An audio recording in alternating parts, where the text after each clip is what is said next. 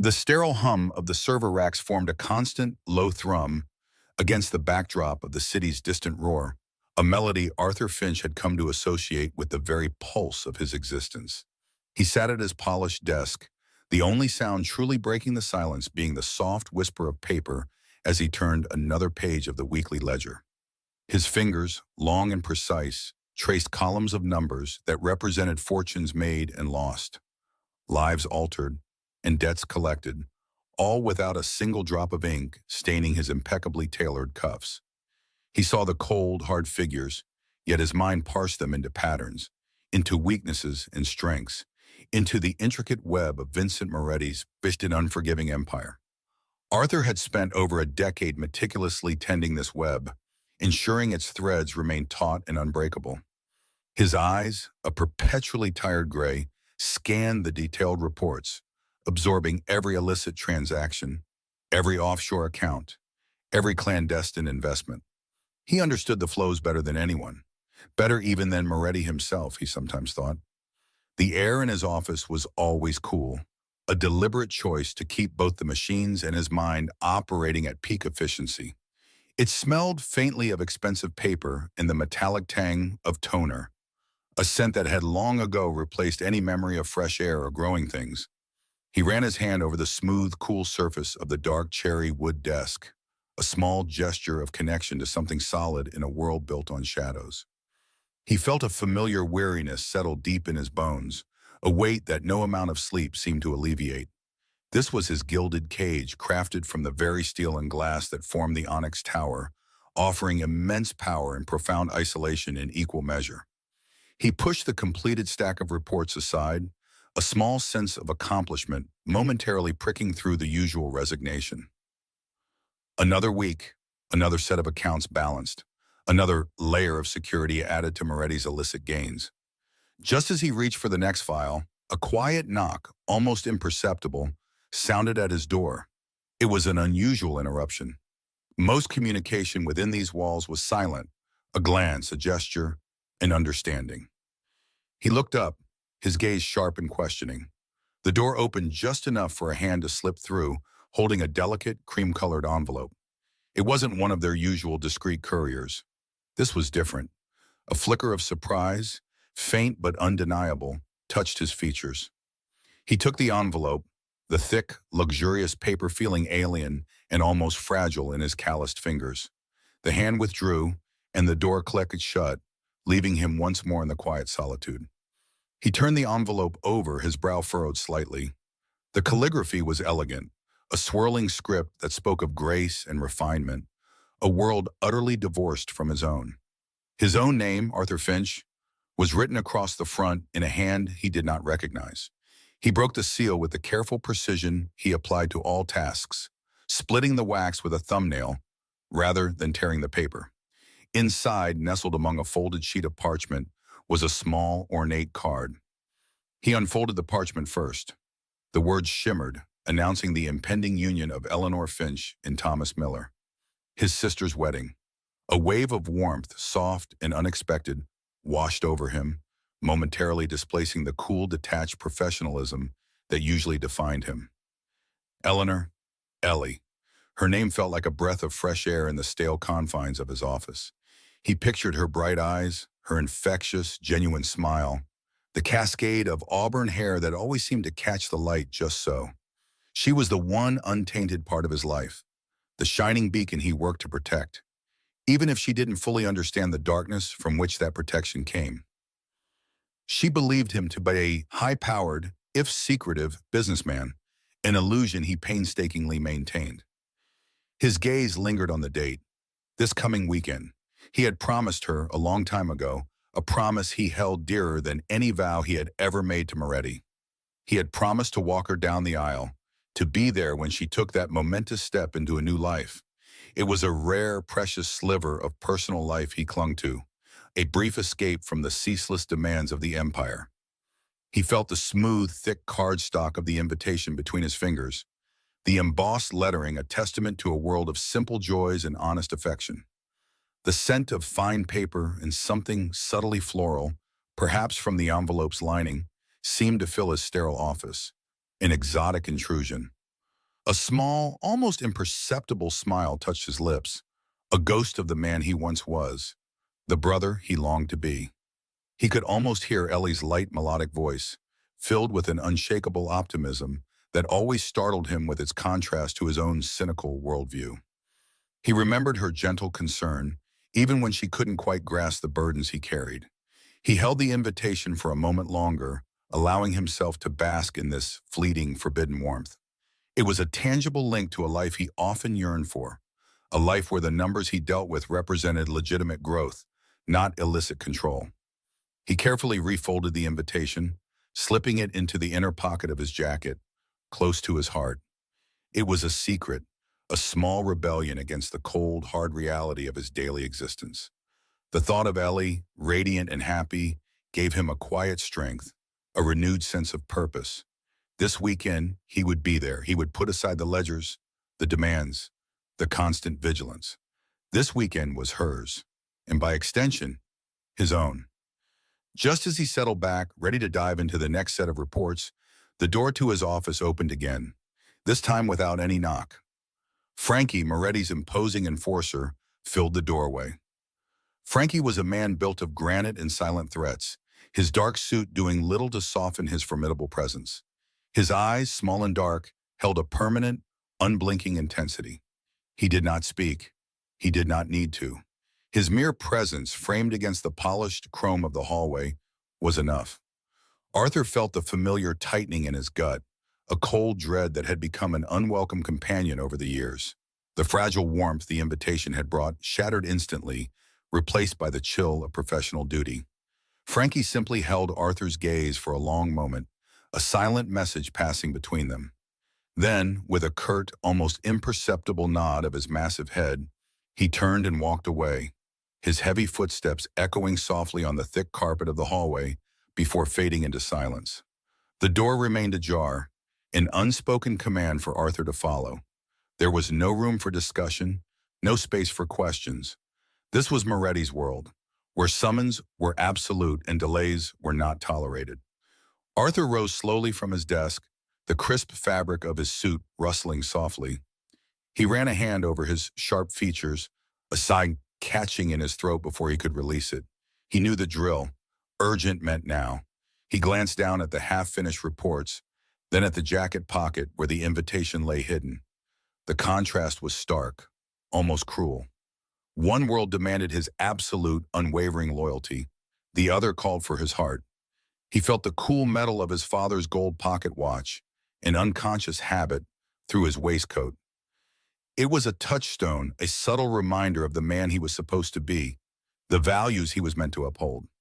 He pushed that thought away too, for now. Duty called, and in Moretti's world, duty always came first.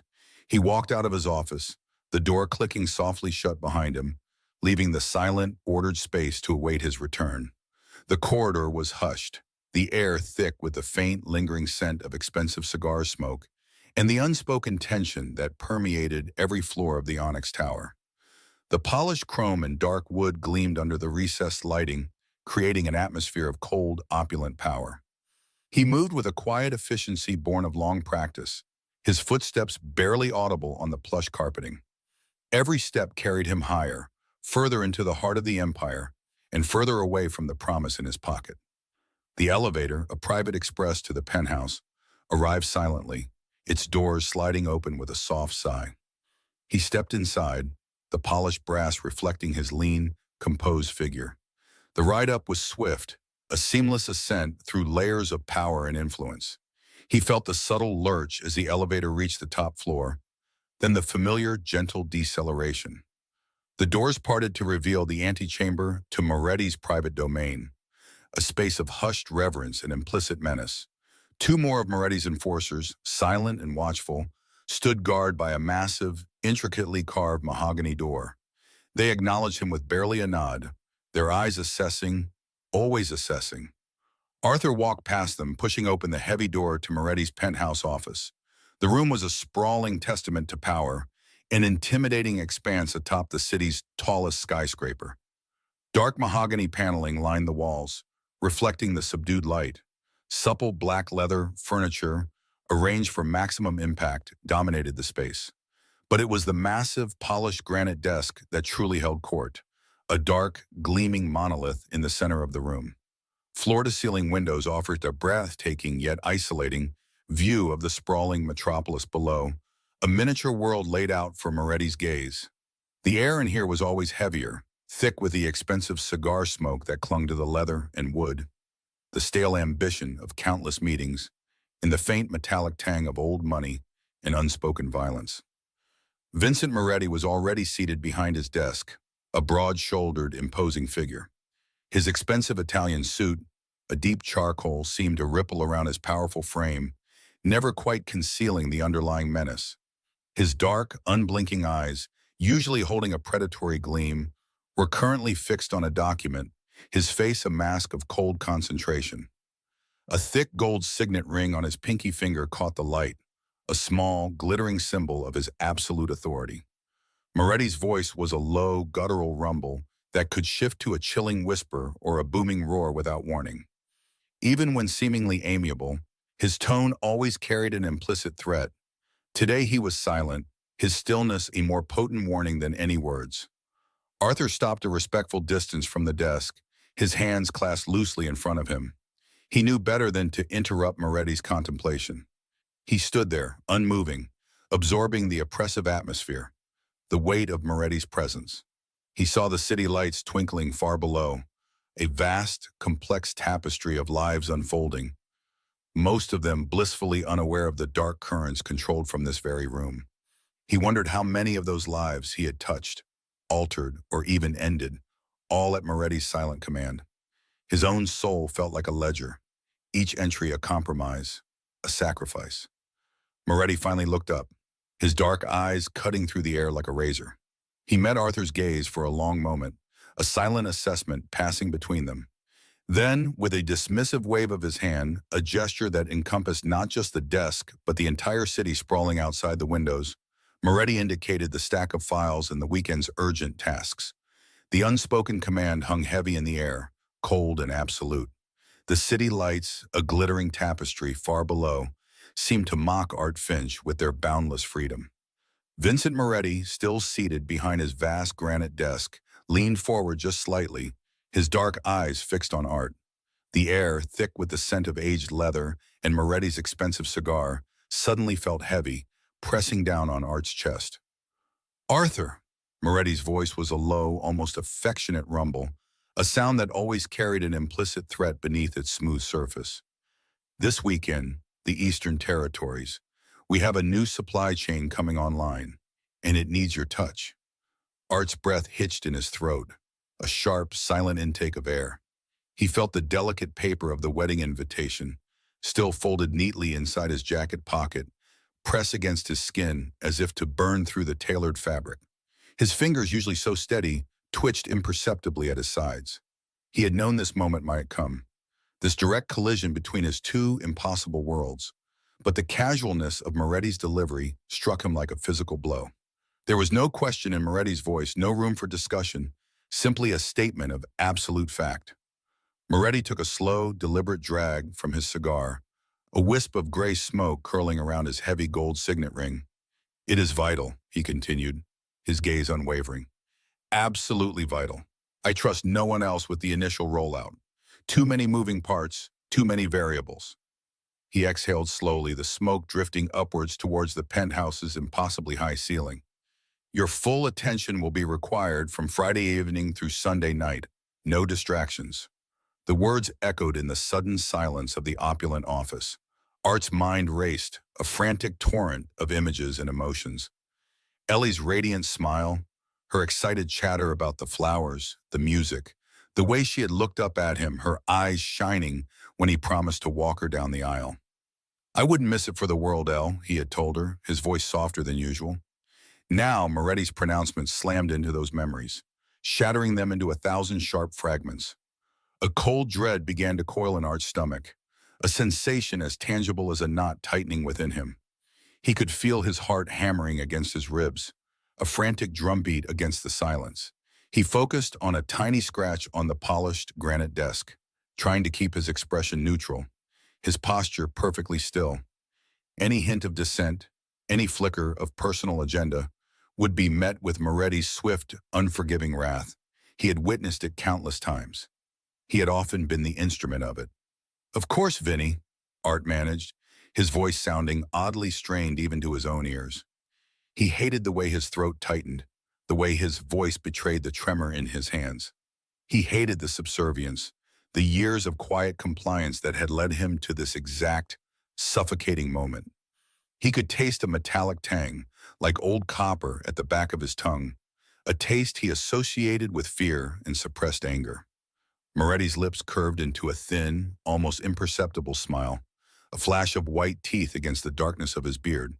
He seemed to see through Art's facade, through the years of perfected obedience. His eyes, dark and predatory, narrowed slightly.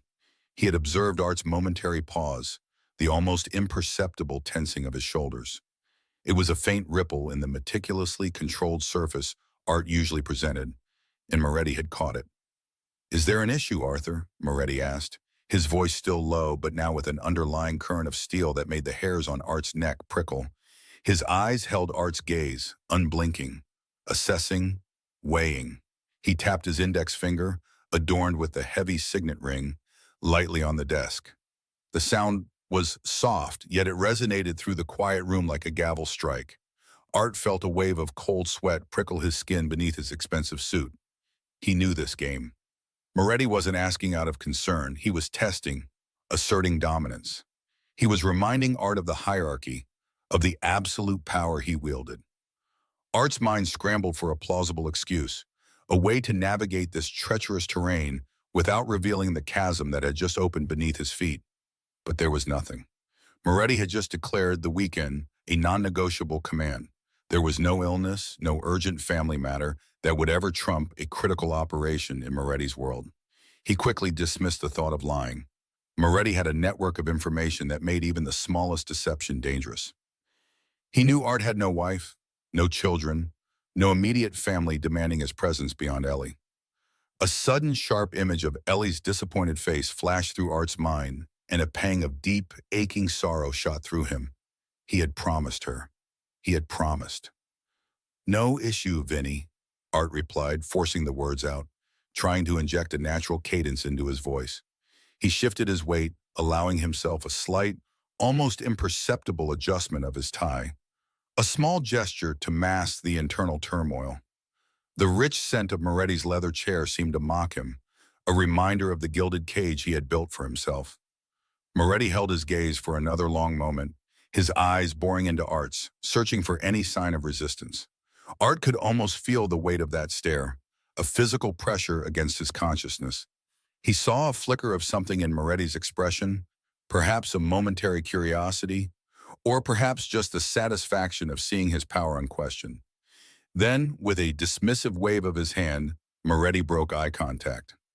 "Good," Moretti said, his voice returning to its casual, authoritative tone. He picked up a pen, twirling it idly between his fingers. "I'll have Frankie send over the updated manifest and the contact details for the new intermediaries. Make sure everything runs like a clockwork. I want no surprises." His gaze drifted towards the panoramic view of the city, dismissing Art, the conversation, and any lingering doubts. The dismissal was absolute, final. Art felt a profound sense of helplessness wash over him, a familiar bitter taste. He was a cog in a massive, brutal machine. In his personal life, his sister's happiness, his solemn promise, meant less than nothing. They were inconvenient distractions to be swept aside. The power Moretti held, the absolute dominion he exercised over every aspect of his empire, extended to the very lives of those who served him.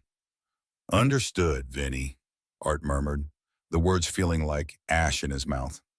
He turned to leave, each step feeling heavier than the last. The rich carpets of the penthouse muffled his footsteps, creating a silence that amplified the frantic noise in his own head. He could still feel the phantom pressure of the wedding invitation against his chest, a constant nagging reminder of the promise he was now forced to break. As he walked towards the double doors, the vastness of the office seemed to expand around him, becoming a cavernous space of his own defeat. The gleaming surfaces, the expensive artwork, the imposing presence of Moretti behind his desk, all of it conspired to shrink Art, to make him feel insignificant and powerless. The air, which had been thick with cigar smoke, now seemed to press down on him, suffocating him with the weight of Moretti's demand. He reached the heavy oak doors, his hand closing around the cold brass handle. The metallic chill seeped into his palm, a stark contrast to the burning sensation of dread that still churned in his stomach. He pulled the door open, the soft click of the latch echoing loudly in his ears. He did not look back. He could not. To do so would be to acknowledge the defeat etched onto his soul, to betray the mask of indifference he so meticulously maintained. Stepping out into the hushed corridor, the hum of the building's systems replaced the silence of Moretti's office. The elevator doors, gleaming chrome, stood as silent sentinels. Art pressed the call button, watching the numbers illuminate above the door. Each floor seemed to pass with agonizing slowness. He felt a profound weariness settle over him, a bone-deep exhaustion that went beyond physical tiredness. It was the weariness of years of suppression, of constant vigilance, of sacrificing his true self for the sake of survival within Moretti's brutal world. The elevator arrived with a soft chime, and Art stepped inside, the doors closing behind him with a quiet whoosh. He leaned against the cool metal panel, his shoulders slumping just slightly. The hope he had harbored, the quiet, precious dream of seeing Ellie walk down the aisle, of momentarily stepping back into a life untainted by his dark profession, felt utterly crushed. It was a heavy, suffocating weight pressing down on him, leaving him feeling hollowed out and profoundly, terribly alone. Arthur Finch tasted stale ambition leaving the Onyx Tower. The city lights spread below him, indifferent. Moretti's words, heavy with expectation and veiled threat, echoed. He heard the demand, work the weekend. This was his sister Ellie's wedding weekend, a date circled for months, a rare break in his guarded life. He drove, his fingers gripping the steering wheel until his knuckles ached. The cold leather of the seat reminded him of his gilded cage. The engine's hum failed to quiet his thoughts. He could not face his silent loft yet. The weight of his predicament, the impossibility of being in two places pressed down. He needed to see her, even briefly, to remember what he was fighting for. He navigated toward the suburban sprawl, a world away from Moretti's steel towers. As the city glow faded, the air softened, carrying jasmine scent. Houses were smaller here, their windows warm.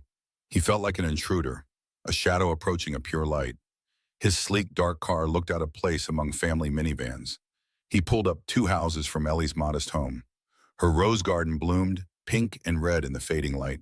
He watched, a mix of longing and dread twisting inside him. This was the quiet life he had once envisioned, far from power's whispers. He breathed the clean air, a stark contrast to the cigar smoke on his suits. The decision was made. He would simply appear, a fleeting presence. He walked the path, his steps hushed on the lawn. The porch light lit a flower wreath on the door, bringing a pang to his chest. He hesitated, then knocked gently, not wanting to disturb the peace.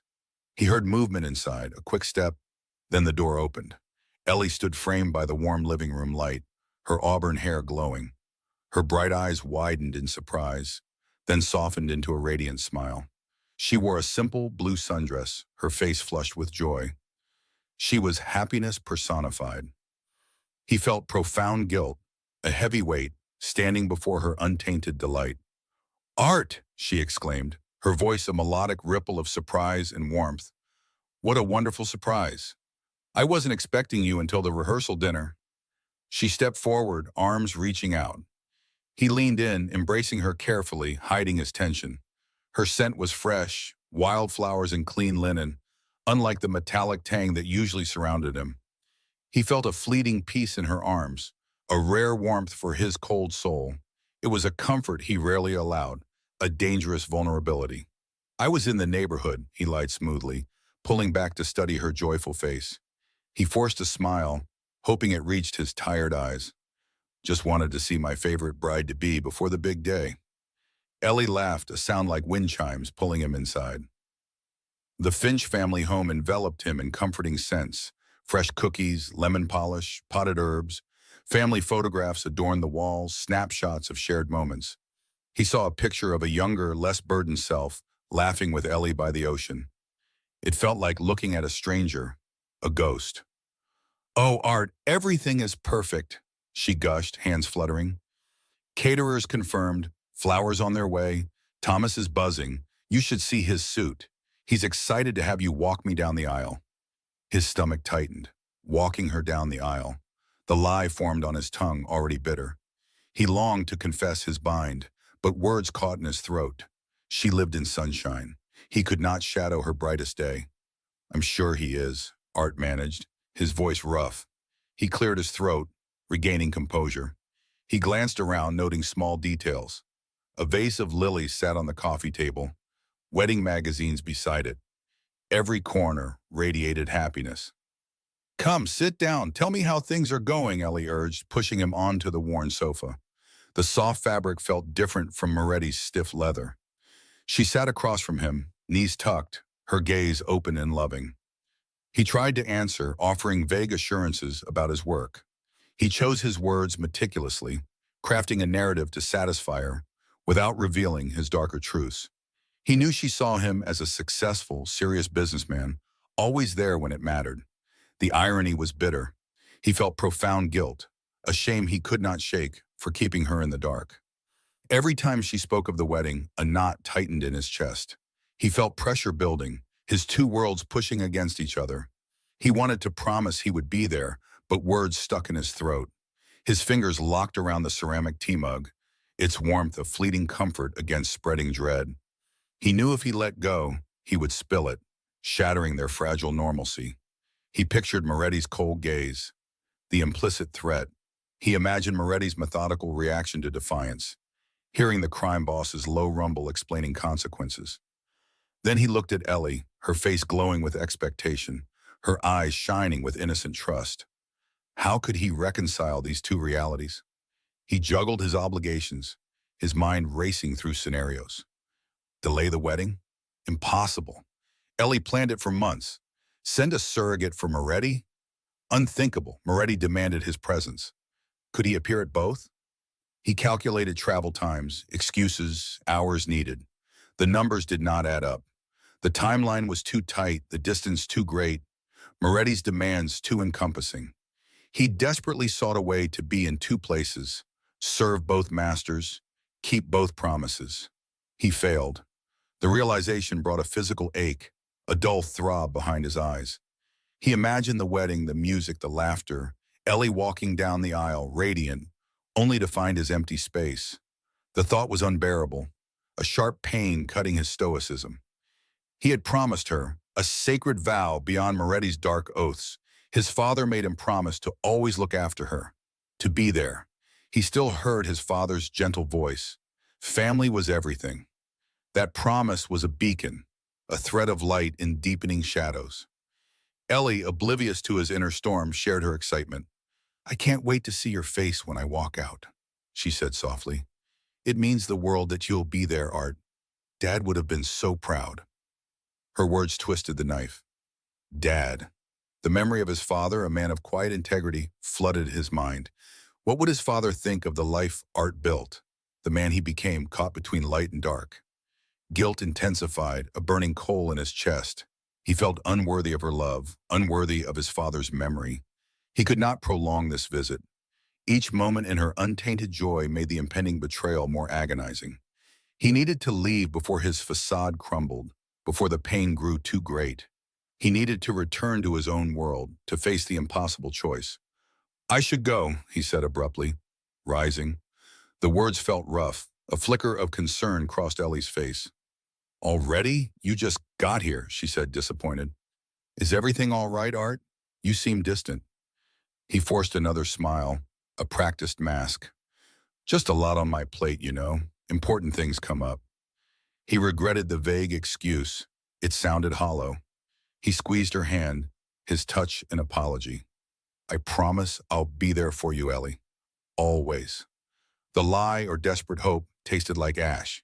He hoped she heard a wedding promise, not a plea for forgiveness. Her smile returned, fragile and hopeful. "I know you will, Art. You always are." He felt a fresh wave of shame. He was not always there. He had missed birthdays, anniversaries, countless moments, serving Moretti's empire. He traded family time for power, for money, for a gilded cage. Now, Ellie's most important day became another sacrifice. He saw the unwavering faith in her eyes, and it tore at him. He walked out, warmth and light fading behind him. The cool evening air felt sharp against his face, a sudden chill after brief comfort. He did not look back, walking to his car, each step heavy. He heard her front door click shut, sealing off her pure joy from his world.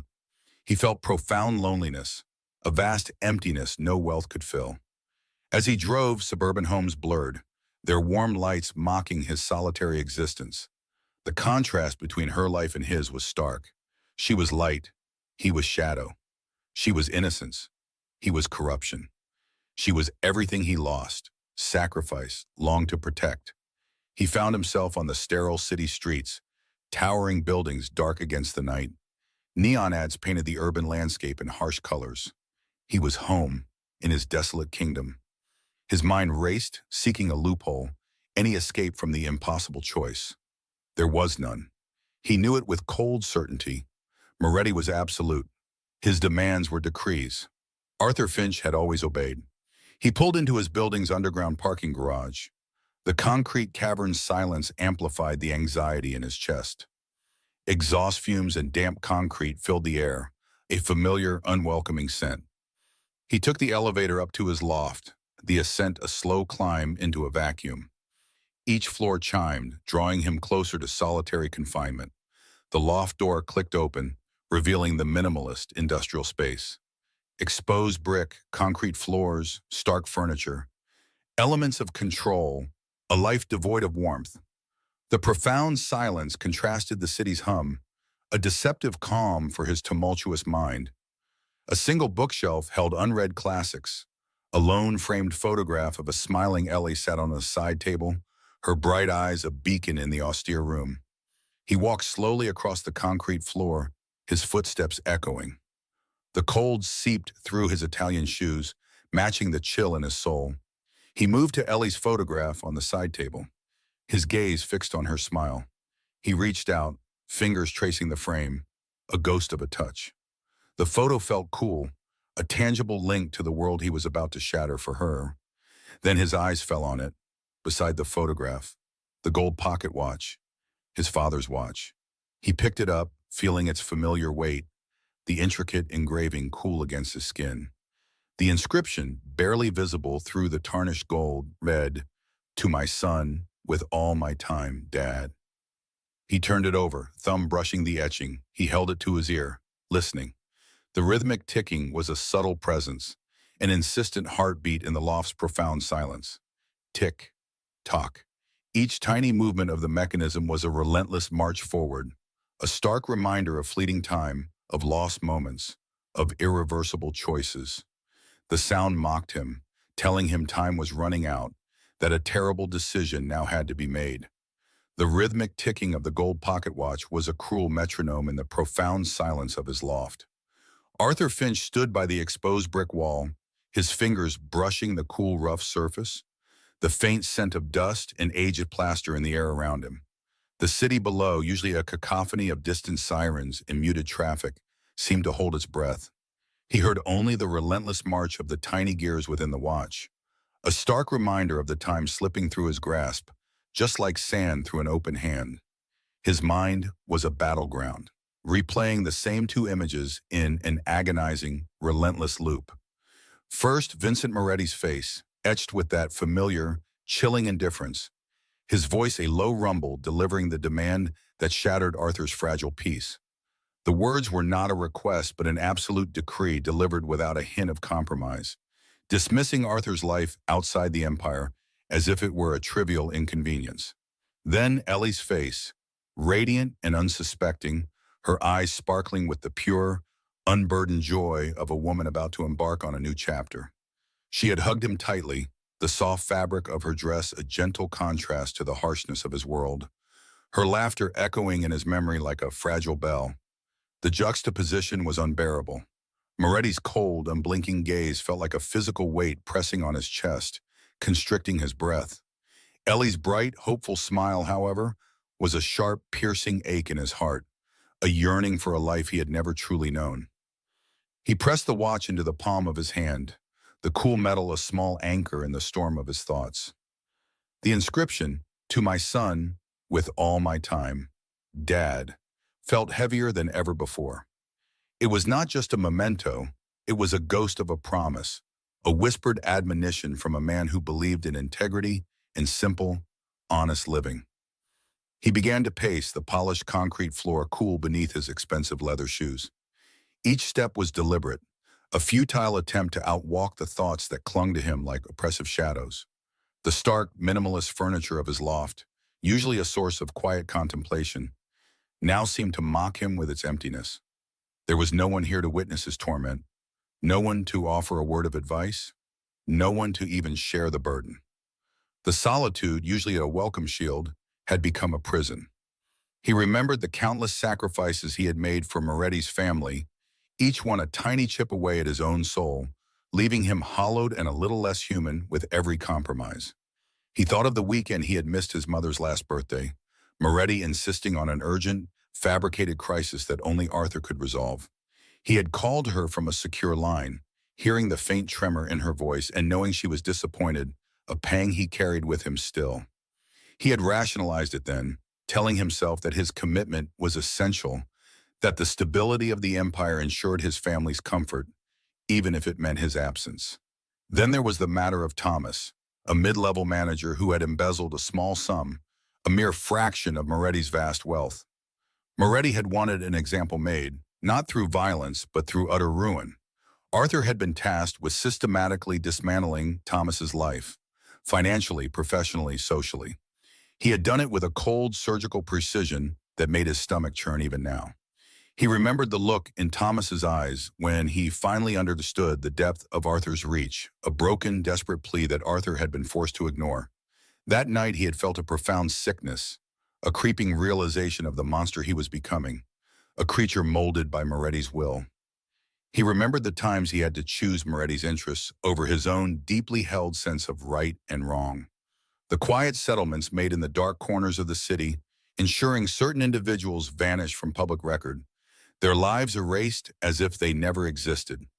He had always found a way to avoid direct violence, to keep his hands clean in the most literal sense. But the moral stains were indelible. He had negotiated, manipulated, and coerced, always under the silent, watchful eye of Moretti, who valued his cold efficiency above all else. Every such act was a whisper of dissent from his own conscience, steadily growing louder over the years. His greatest fear was not for himself, not truly. He had long ago made his peace with the risks of his profession, accepting that his life was a loan from a dangerous lender. The real terror stemmed from the thought of what Moretti would do to Ellie. His mind, accustomed to calculating risks and plotting contingencies, began to run simulations, each one more horrifying than the last. Moretti's wrath was not a simple outburst. It was a methodical, relentless dismantling. He would not just destroy Arthur. He would use Arthur's loved ones as leverage, as a means to inflict the deepest possible pain.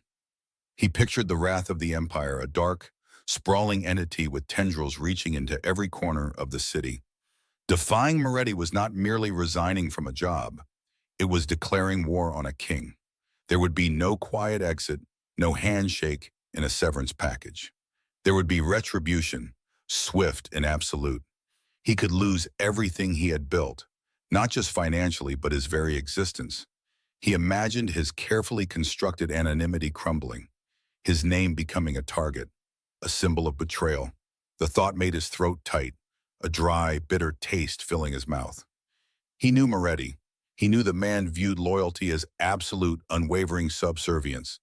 Any deviation was a personal affront, a challenge to his godlike authority. A no from Arthur, his most trusted lieutenant, would not simply be an act of insubordination, it would be an act of treason. The consequences would be devastating. He would be cut off, blacklisted, hunted. Every safe house he knew, every discreet contact he had cultivated, every hidden resource would become a potential trap. He would become an enemy of the very system he had meticulously helped to build and protect for so long. He stopped his pacing, standing before the large window that overlooked the city. The lights twinkled in the distant urban sprawl, each one a tiny life going about its business, oblivious to the silent war being waged within him. He saw his reflection in the glass, a gaunt, tired man with shadows under his eyes, his impeccably tailored suit now feeling like a costume, a disguise for the emptiness inside. The scar above his left eyebrow seemed more pronounced in the dim light, a permanent mark of the battles he had fought, both external and internal. He closed his eyes, inhaling deeply, trying to clear the fog of fear and indecision. He could simply go to Moretti's office on Saturday morning. He could do the work, miss Ellie's wedding, and then live with the crushing weight of that choice for the rest of his life. He could continue to exist within the golden cage, his soul slowly eroding, bit by bit, until there was nothing left but a shell. He could maintain his position of power, his wealth, his semblance of control, but at what cost? The image of Ellie walking down the aisle without him, a small frown of disappointment perhaps clouding her otherwise joyful face, was a pain he felt physically. It was a betrayal of the purest kind, a wound that would never truly heal. His father's words, spoken years ago, came to him then, clear as a bell. A man's word, Arthur, that's his true currency. Don't ever devalue it. Not for money, not for power, not for fear. He had promised Ellie he would be there. He had promised his father, implicitly, that he would protect what mattered most. He had promised himself in quiet moments of despair that he would not become a complete stranger to the man he once was. The conflict raged within him, a maelstrom of terror and love, duty and desire. Years of ingrained loyalty, of fear-driven obedience, fought against a sudden, overwhelming personal need. It was a need to reclaim a piece of himself, to stand for something, anything, beyond Moretti's dark empire. The fear of Moretti was potent, a cold, hard knot in his gut. But the fear of losing Ellie, of losing his last link to genuine humanity, was infinitely greater. It was a fear that transcended physical harm, a fear of soul death. He thought of the look in his father's eyes when he gave him the watch, a look of profound trust and affection. He remembered the feeling of Ellie's small hand in his when they were children, a bond forged in innocence and unwavering support. These were the things that truly mattered, the real anchors in a world of illusion and betrayal. Moretti's empire, for all its imposing might, was built on sand, on fear and coercion. It offered a gilded cage, but a cage nonetheless. He opened his eyes, the city lights still twinkling, but now they seemed to offer a different kind of promise, a vastness of possibility beyond the penthouse walls. His gaze fell upon the lone frame photograph of Ellie on his side table, her smile wide and bright. He picked it up, tracing the outline of her face with his thumb. She deserved his presence, his support, his love, untainted by the shadows he inhabited. She deserved a brother who would keep his word. A flicker of resolve, fragile yet firm, began to burn within him, pushing back against the encroaching darkness. It was a quiet rebellion, born not of bravado, but of a deep, aching necessity. He had spent his life orchestrating the lives of others, making calculated decisions that shaped destinies. Now, for the first time in a very long time, he would make a decision that shaped his own. He would choose, and in that choice he would find either ruin or a glimpse of redemption. The fear was still there, a cold tremor running through him, a stark reminder of the immense danger he was about to invite. But beneath the fear, a new, unyielding certainty began to solidify. He would go to Ellie's wedding. His jaw hardened, a silent declaration. He had made his decision, irreversible and terrifying. The rhythmic ticking of the gold pocket watch was a cruel metronome in the profound silence of his loft. Arthur Finch stood by the exposed brick wall, his fingers brushing the cool, rough surface, the faint scent of dust and aged plaster in the air around him. The city below, usually a cacophony of distant sirens and muted traffic, seemed to hold its breath. He heard only the relentless march of the tiny gears within the watch, a stark reminder of the time slipping through his grasp, just like sand through an open hand. His mind was a battleground, replaying the same two images in an agonizing, relentless loop. First, Vincent Moretti's face, etched with that familiar, chilling indifference. His voice a low rumble delivering the demand that shattered Arthur's fragile peace. The words were not a request, but an absolute decree, delivered without a hint of compromise, dismissing Arthur's life outside the empire as if it were a trivial inconvenience.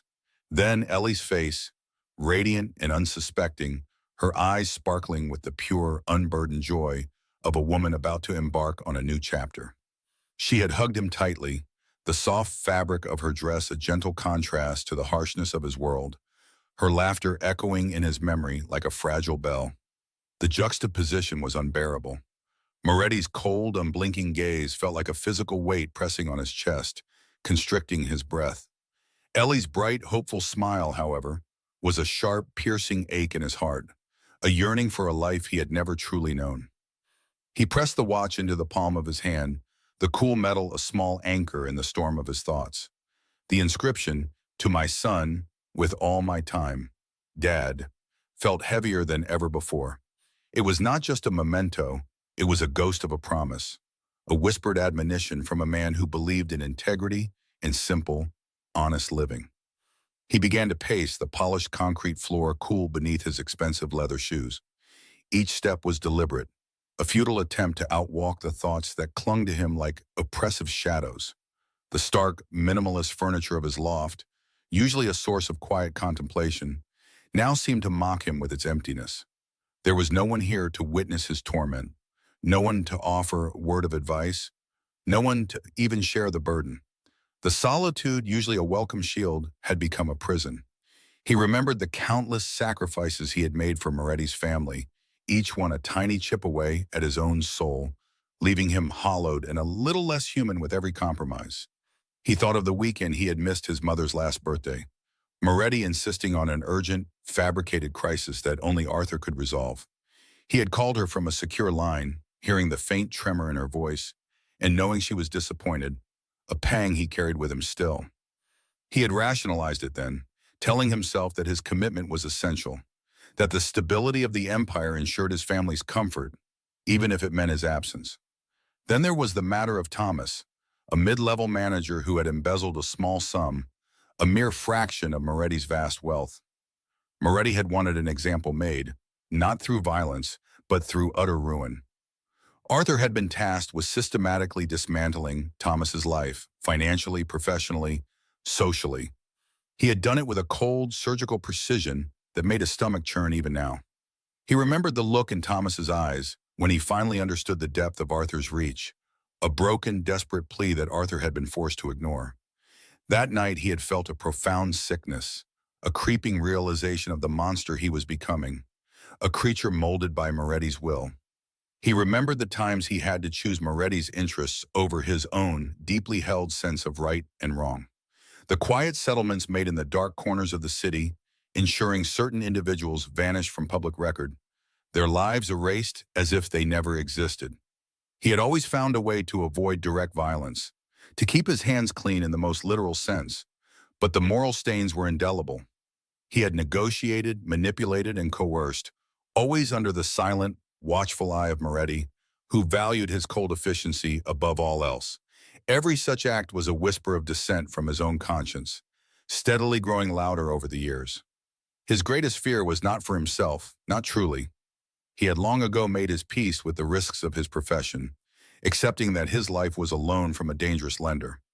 The real terror stemmed from the thought of what Moretti would do to Ellie.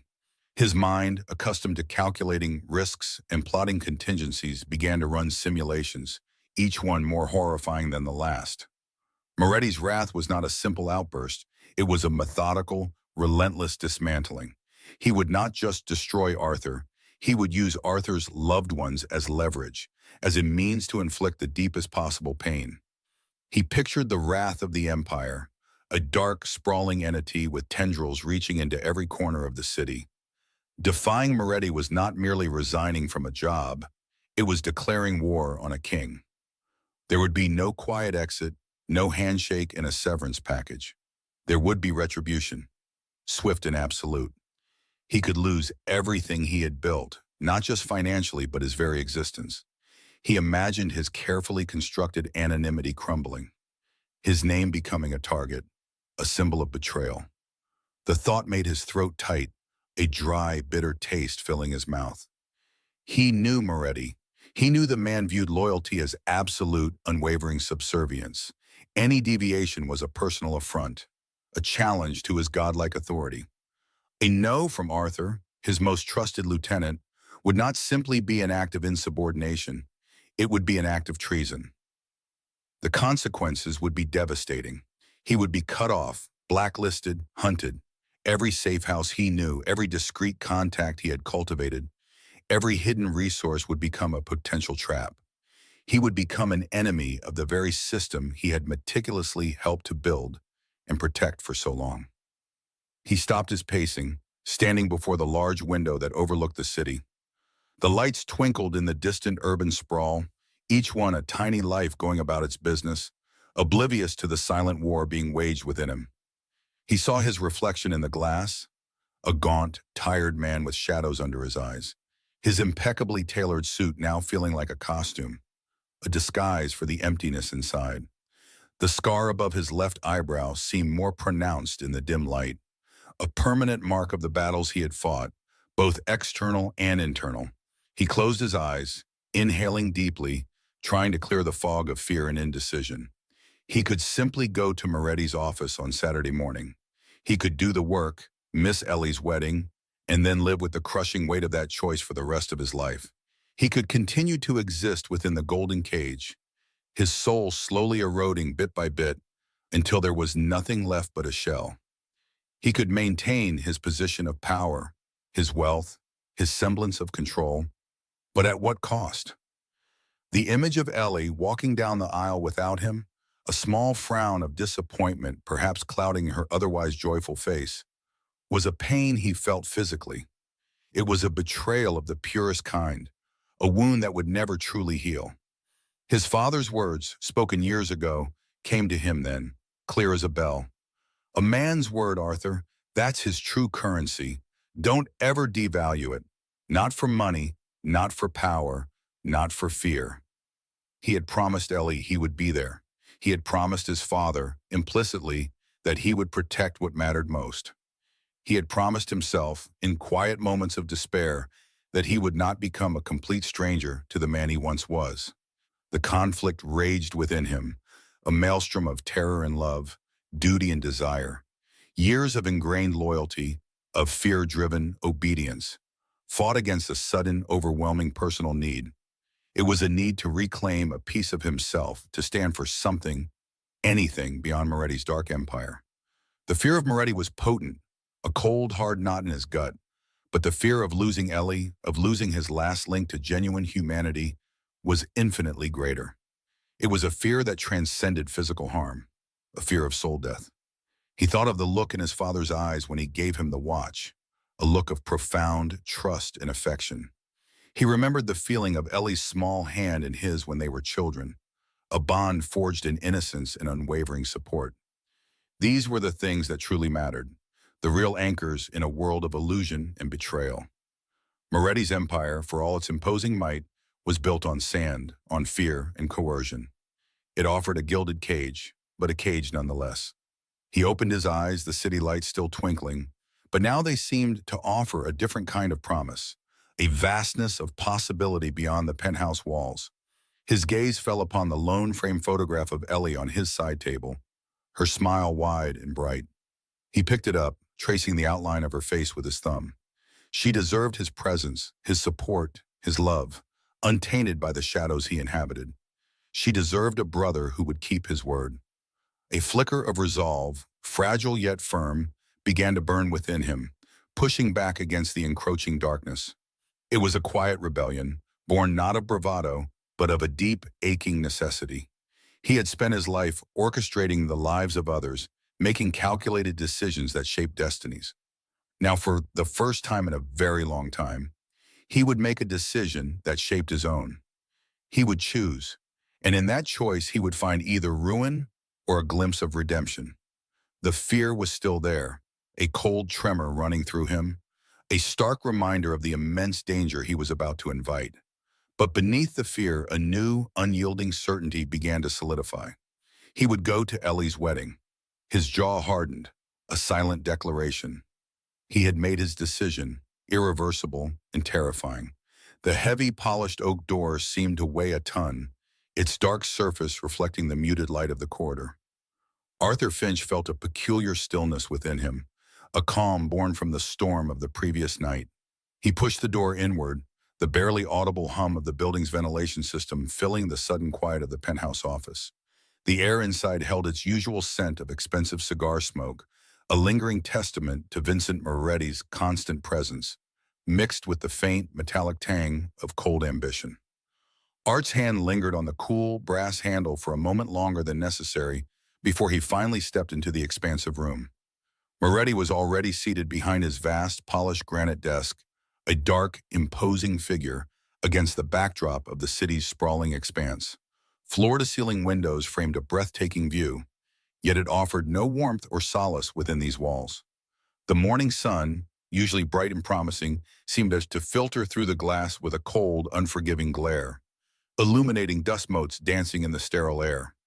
Art's gaze swept across the familiar scene, the supple black leather chairs, the dark mahogany paneling, each element a symbol of the empire he had meticulously helped to construct over more than a decade.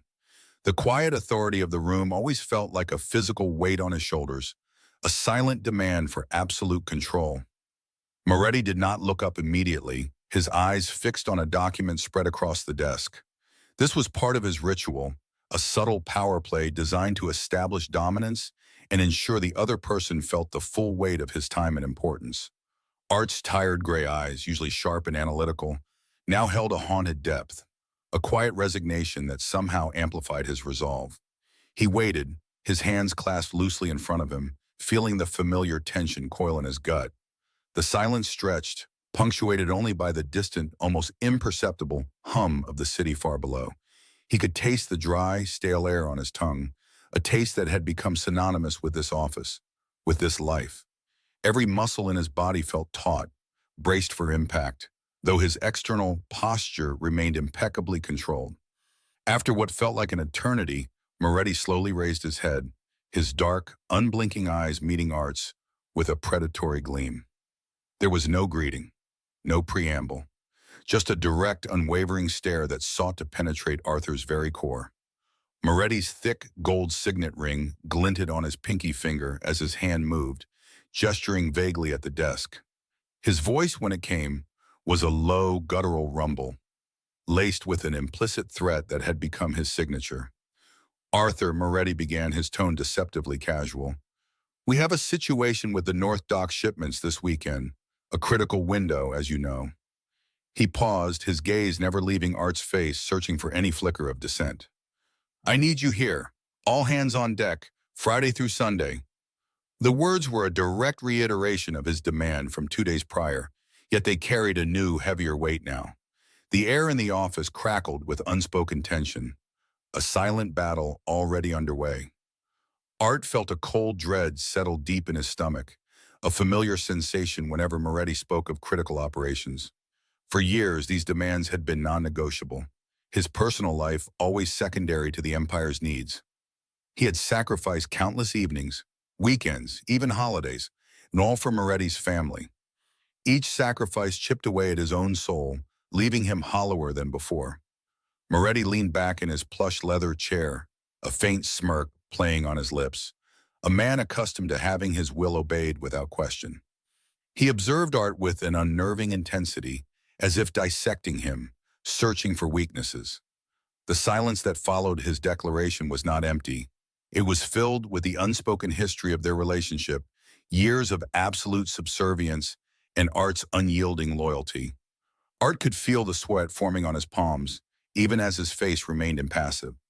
He focused on the details around him, the slight sheen on the polished wood, the muted colors of the cityscape outside, anything to ground himself against the rising tide of his own emotions. "I trust there will be no issues," Moretti continued, his voice dropping slightly, the casual tone replaced by a cutting edge.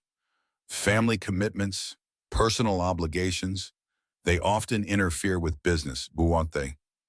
One must always remember where true loyalty lies, Arthur. The veiled threat hung heavy in the air, a poisonous vapor seeping into every corner of the room. It was not just a reminder of Art's duty, it was a clear warning, a subtle insinuation that his sister's wedding, his sacred familial obligation, was a trivial distraction, an indulgence that could carry dire consequences if it interfered with the Moretti's plans. Art's jaw tightened almost imperceptibly. He thought of Ellie, her radiant smile, the pure, untainted joy in her eyes when she spoke of her wedding day. The image flashed in his mind, starkly contrasting with the oppressive atmosphere of this office, with the menacing presence of the man before him. He could almost hear the gentle melody of her laughter, a sound so far removed from the grim reality of his current existence. His father's gold pocket watch, nestled deep in his trouser pocket, felt like a burning coal against his leg. He could almost feel its rhythmic ticking, a constant reminder of fleeting time and the promise he had made. The worn inscription, "To my son, with all my time." "Dad," echoed in his mind, a silent reproach against years of forgotten values. He had suppressed those values, buried them beneath layers of cynicism and calculated efficiency, all in service of this man and this empire. The smell of Moretti's expensive cologne, usually a symbol of success, now felt cloying, suffocating, almost like the scent of decaying ambition. Art's gaze met Moretti's once more, a silent challenge passing between them. Though only Art was aware of the true weight of it, Moretti's expression remained unreadable, a mask of cold expectation.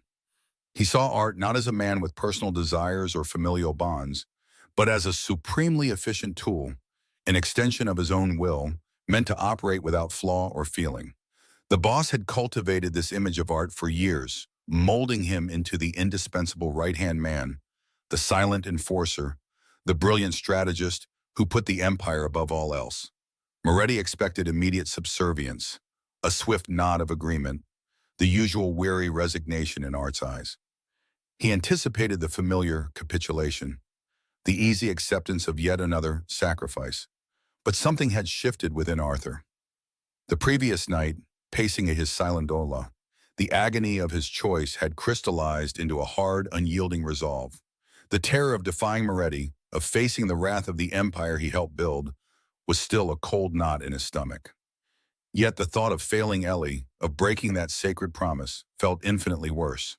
It was a betrayal of a different kind, a betrayal of himself, of the last vestiges of the man he once was before this life consumed him. The conflict, once a raging storm, had now subsided, leaving behind a stark, unyielding clarity. He stood perfectly still, his eyes locked with Moretti's. He could hear the faint, muffled sounds of the city outside, the distant sirens, the general hum of life continuing on, oblivious to the silent battle unfolding in this penthouse. The weight of years of repressed emotions, of suppressed personal desires pressed down on him, threatening to crush him. But instead of breaking him, it forged him. He felt an almost imperceptible tremor run through his hands, a physical manifestation of the monumental decision he was about to make. The coldness in his gut had transformed into a strange, defiant heat. He took a slow, deep breath, the stale cigar smoke filling his lungs, a final taste of the gilded cage he was preparing to dismantle. Every nerve ending felt acutely aware. Every detail of the room, every nuance of Moretti's expression, etched into his memory. Moretti continued to hold Art's gaze, his own eyes, cold and unwavering, boring into Art, silently demanding his answer. The scent of old money and stale cigar smoke, always heavy in the penthouse office, felt suddenly suffocating. Arthur Finch looked at Vincent Moretti, truly saw him, and the gilded cage of his life shimmered into sharp, agonizing focus. Years dissolved into a single, suffocating moment. He was not standing before a boss, a powerful benefactor, or even a formidable adversary. Moretti was a captor, plain and simple, a man whose casual disregard for Art's very humanity had slowly, meticulously woven the bars of his prison. Art's gaze drifted past Moretti's unblinking eyes, out to the sprawling cityscape beyond the floor-to-ceiling windows. The city lights, usually a symbol of the empire he helped command, now seemed to mock him, each twinkling point a reminder of a freedom he did not possess. A metallic taste, sharp and unpleasant, coated his tongue. It was the taste of fear, yes, but also of a burgeoning, desperate defiance. He felt a subtle tremor in his right hand, a tiny betrayer of the calm he fought to project. His mind, a relentless projector, flashed images. He saw Ellie, her auburn hair catching the sunlight, her eyes bright with a boy he had almost forgotten could exist. Her smile, one and unguarded, was a beacon, a stark contrast to the shadows that clung to his own existence. He remembered the simple elegance of her wedding invitation, cream-colored and innocent, burning a quiet hole in his jacket pocket even now. Ellie represented everything he had sacrificed, everything he had locked away to serve this dark empire. Then his thoughts shifted, drawn by an almost physical pull, to the cool, comforting weight in his left pocket. His fingers instinctively brushed against the gold pocket watch, an anchor to a different life, a different legacy. The inscription, worn smooth by time and touch, appeared vividly in his mind's eye. To my son, with all my time, Dad. His father's words, a quiet testament to a life lived with integrity, echoed in the oppressive silence of the room. This watch was more than an heirloom. It was a silent judge, a persistent whisper of the man he was meant to be, the man he had abandoned. Moretti's low, guttural voice, usually so commanding, now seemed distant, a buzzing fly against the roar of Art's own rising internal storm. The crime boss had repeated his demand, his words laced with the usual implicit threat, the casual expectation of absolute obedience. He had mentioned family commitments interfering with business, a veiled warning that had once sent a shiver down Art's spine. But now it felt hollow, impotent. The words landed like pebbles on a hardened surface, unable to break through the dam of Art's long-suppressed emotions. A lifetime of quiet subservience, of turning a blind eye, of sacrificing his soul coalesced into a single, unbearable pressure. He remembered the countless nights spent poring over ledgers, the coded calls made in the dead of night, the cold calculations that had bought Moretti his empire. He had built this brick by bluey brick, denying himself any semblance of personal life, any joy, any love, all for the approval of this man. And for what? So Moretti could casually strip him of the one sacred promise he had ever dared to make to himself, to his family. His breath caught in his throat, a sharp, ragged sound that was swallowed by the thick air of the office. He felt a strange lightness in his limbs, a peculiar sensation of detachment. It was as if his body had become a vessel, and a different, older, more resolute spirit had taken residence. The fear, ever present, was still there, a cold knot in his gut, but it was being rapidly eclipsed by something far more powerful, an incandescent rage, not just at Moretti, but at himself for allowing this life to consume him. The polished granite disc, bald and unyielding, stretched between them like a vast, desolate landscape. Moretti sat unmoving, his dark eyes fixed on Art, patiently waiting for the inevitable, compliant nod. The boss's predatory gleam, usually enough to make any man quail, now seemed almost pathetic, a desperate attempt to assert dominance over a soul already slipping from his grasp. Art watched, almost dispassionately, as the man who held his fate in his hands waited for his answer, utterly certain of its nature. But the old Art, the obedient, calculating right-hand man, had died a slow, agonizing death over the years. His last breath, he realized, had been taken the moment Ellie's genuine smile had imprinted itself on his mind. His final compromise had been made the instant his fingers had brushed his father's watch. He saw the path laid out before him, a continuation of the same gilded servitude, a future devoid of light, of love, of any genuine human connection. The thought was a chilling prospect, far more terrifying than Moretti's inevitable wrath. He focused on a tiny scratch in the dark mahogany paneling behind Moretti's head, an insignificant imperfection in an otherwise flawless facade. It was a small, defiant mark, a testament to something that had dared to break the pristine surface. Art felt a resonance with that tiny scratch. He imagined the vast, intricate network of Moretti's empire, a carefully constructed edifice, and knew that he, Arthur Finch, was a vital, irreplaceable pillar. He had the power in this one singular moment to crack its foundation. The silence stretched taut and agonizing, vibrating with unspoken threats and burgeoning defiance. The city below hummed on, oblivious to the seismic shift occurring in the penthouse office. Art's mind raced through 1,000 possible outcomes, 1,000 catastrophic scenarios, each one worse than the last. He pictured the chaos, the retribution, the danger to Ellie. But then he pictured her face again, radiant and trusting, and the choice became clear, sharp, undeniable. He took a slow, deliberate breath, the air burning in his lungs. The sound of his own heart, a frantic drumbeat against his ribs, was the loudest thing in the room. He felt the words forming, not from a place of careful calculation, but from a deep, primal well of exhausted endurance. It was a word that had been suppressed for years, a word that represented the very antithesis of his existence in this world. It was a word that would shatter everything. Moretti shifted almost imperceptibly, a hint of impatience flickering in his eyes. He expected the usual response, the quiet acquiescence, the polite apology for even having a personal life. He expected the right-hand man, the indispensable Art, to fall back into line, to bend to the will of the empire. But Art did not bend. He stood, rooted to the spot, a sudden, terrifying stillness emanating from him. He met Moretti's gaze directly, his own gray eyes, usually shadowed with weariness, now burning with a raw, unyielding fire. The recognition of himself, of his long-lost agency, surged through him, an almost intoxicating rush.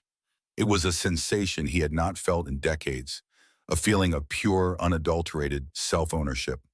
The years of quiet submission, of biting his tongue, of bearing his desires, ended in this single, indelible instant.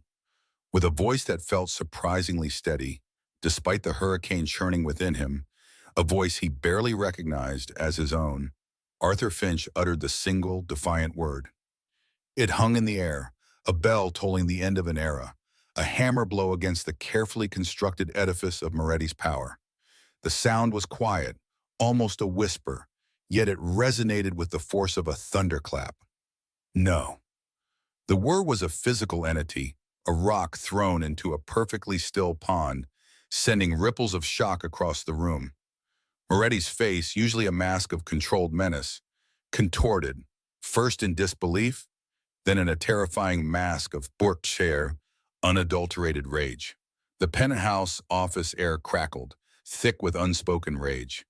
Vincent Moretti's face, usually calm, showed pure fury, veins throbbing at his temples. A profound silence followed Art's single word, no, before Moretti's world shattered. No, Moretti's voice began as a low growl, barely audible. You dare to tell me no, Arthur? He pushed from his polished granite desk. The chair scraped loudly across the floor, echoing through the opulent space. His expensive suit strained as he rose, movement swift and deliberate. Art felt the heat of Moretti's rage, a wave of oppressive energy stealing his breath. The metallic tang of old money and unspoken violence intensified, now acrid and suffocating.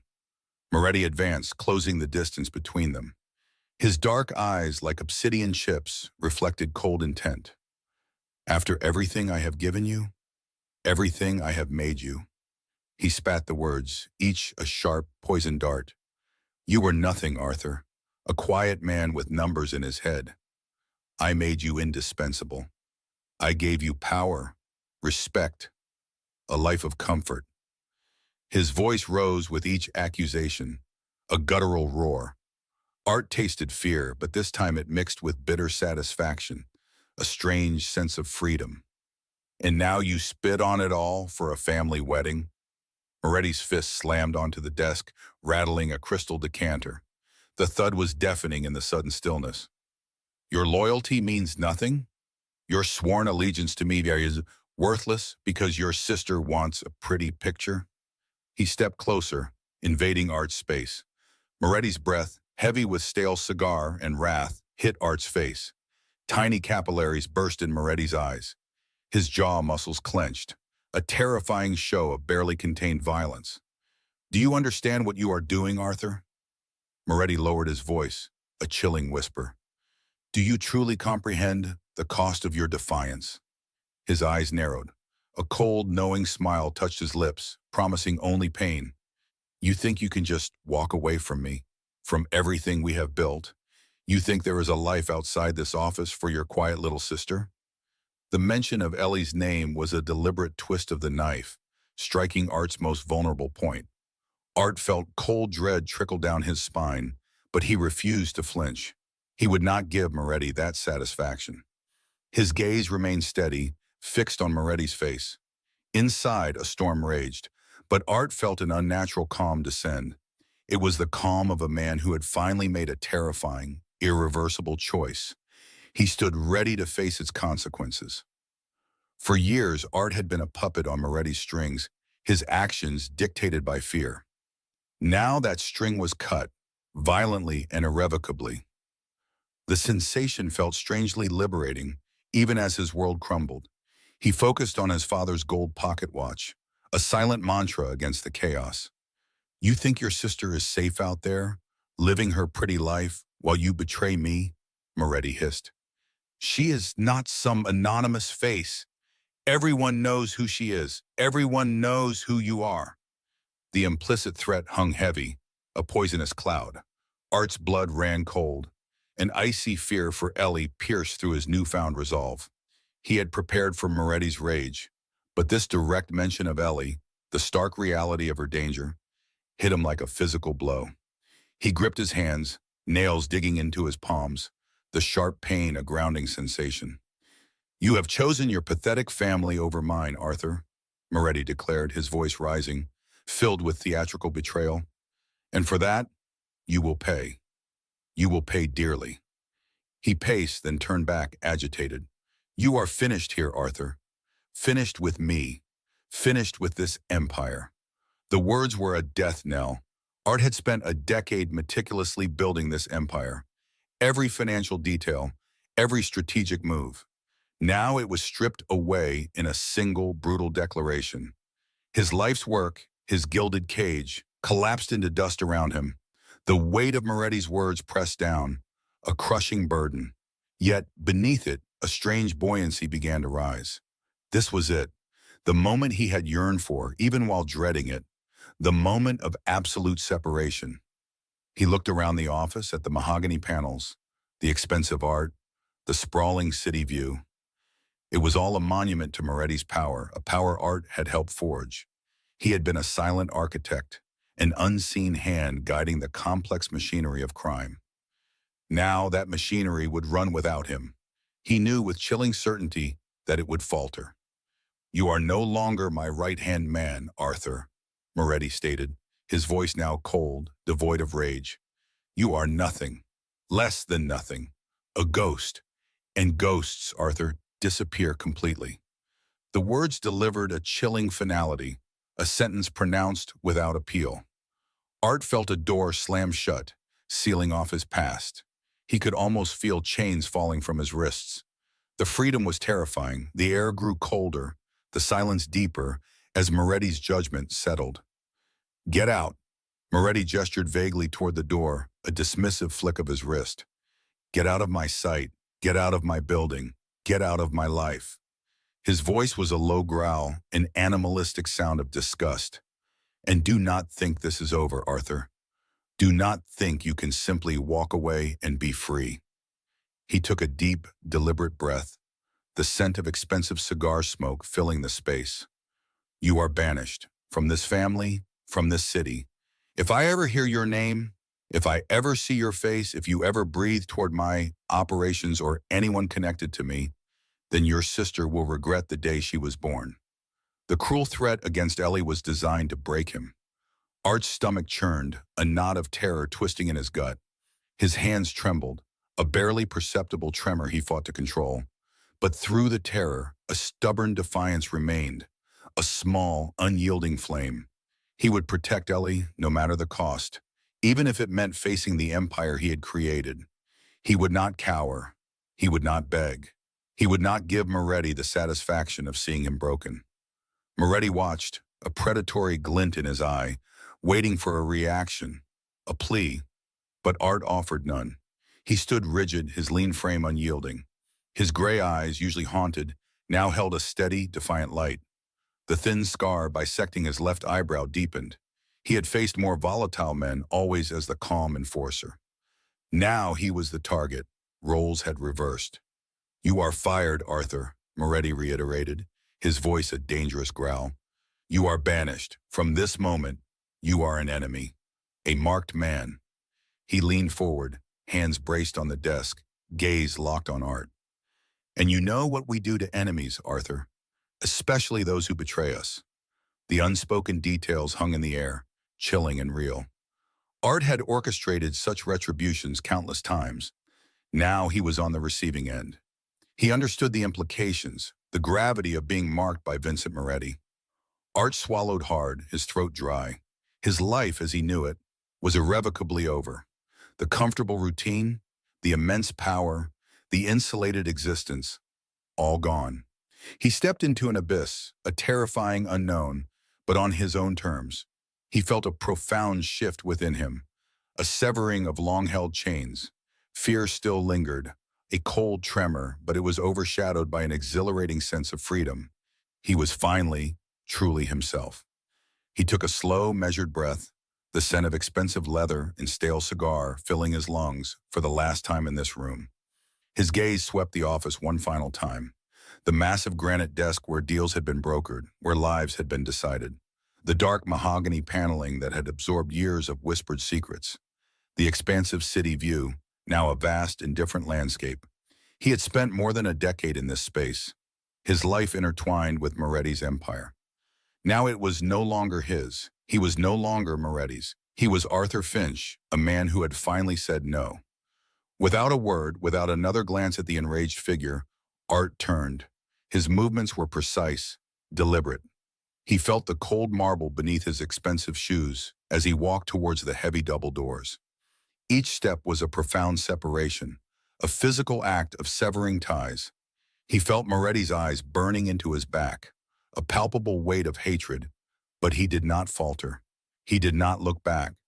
The ornate brass handles felt cold beneath his touch. He pushed them open. The slight creak of hinges was a tiny sound in the vast silence. The corridor outside was quiet, deserted. He stepped out, allowing the heavy doors to swing shut behind him with a soft thud. He stood for a moment in the deserted hallway, the sudden silence stark. The air felt lighter, cleaner. He walked past the quiet receptionist's desk, past the heavy security doors, through the opulent, hushed lobby. Uniformed guards watched him with impassive faces. None spoke. Art knew the news would spread like wildfire. He was no longer one of them. He was an outsider, an enemy. He could feel the whispers already forming. The elevator doors opened with a soft chime. Art stepped inside, polished steel reflecting his weary but resolute face.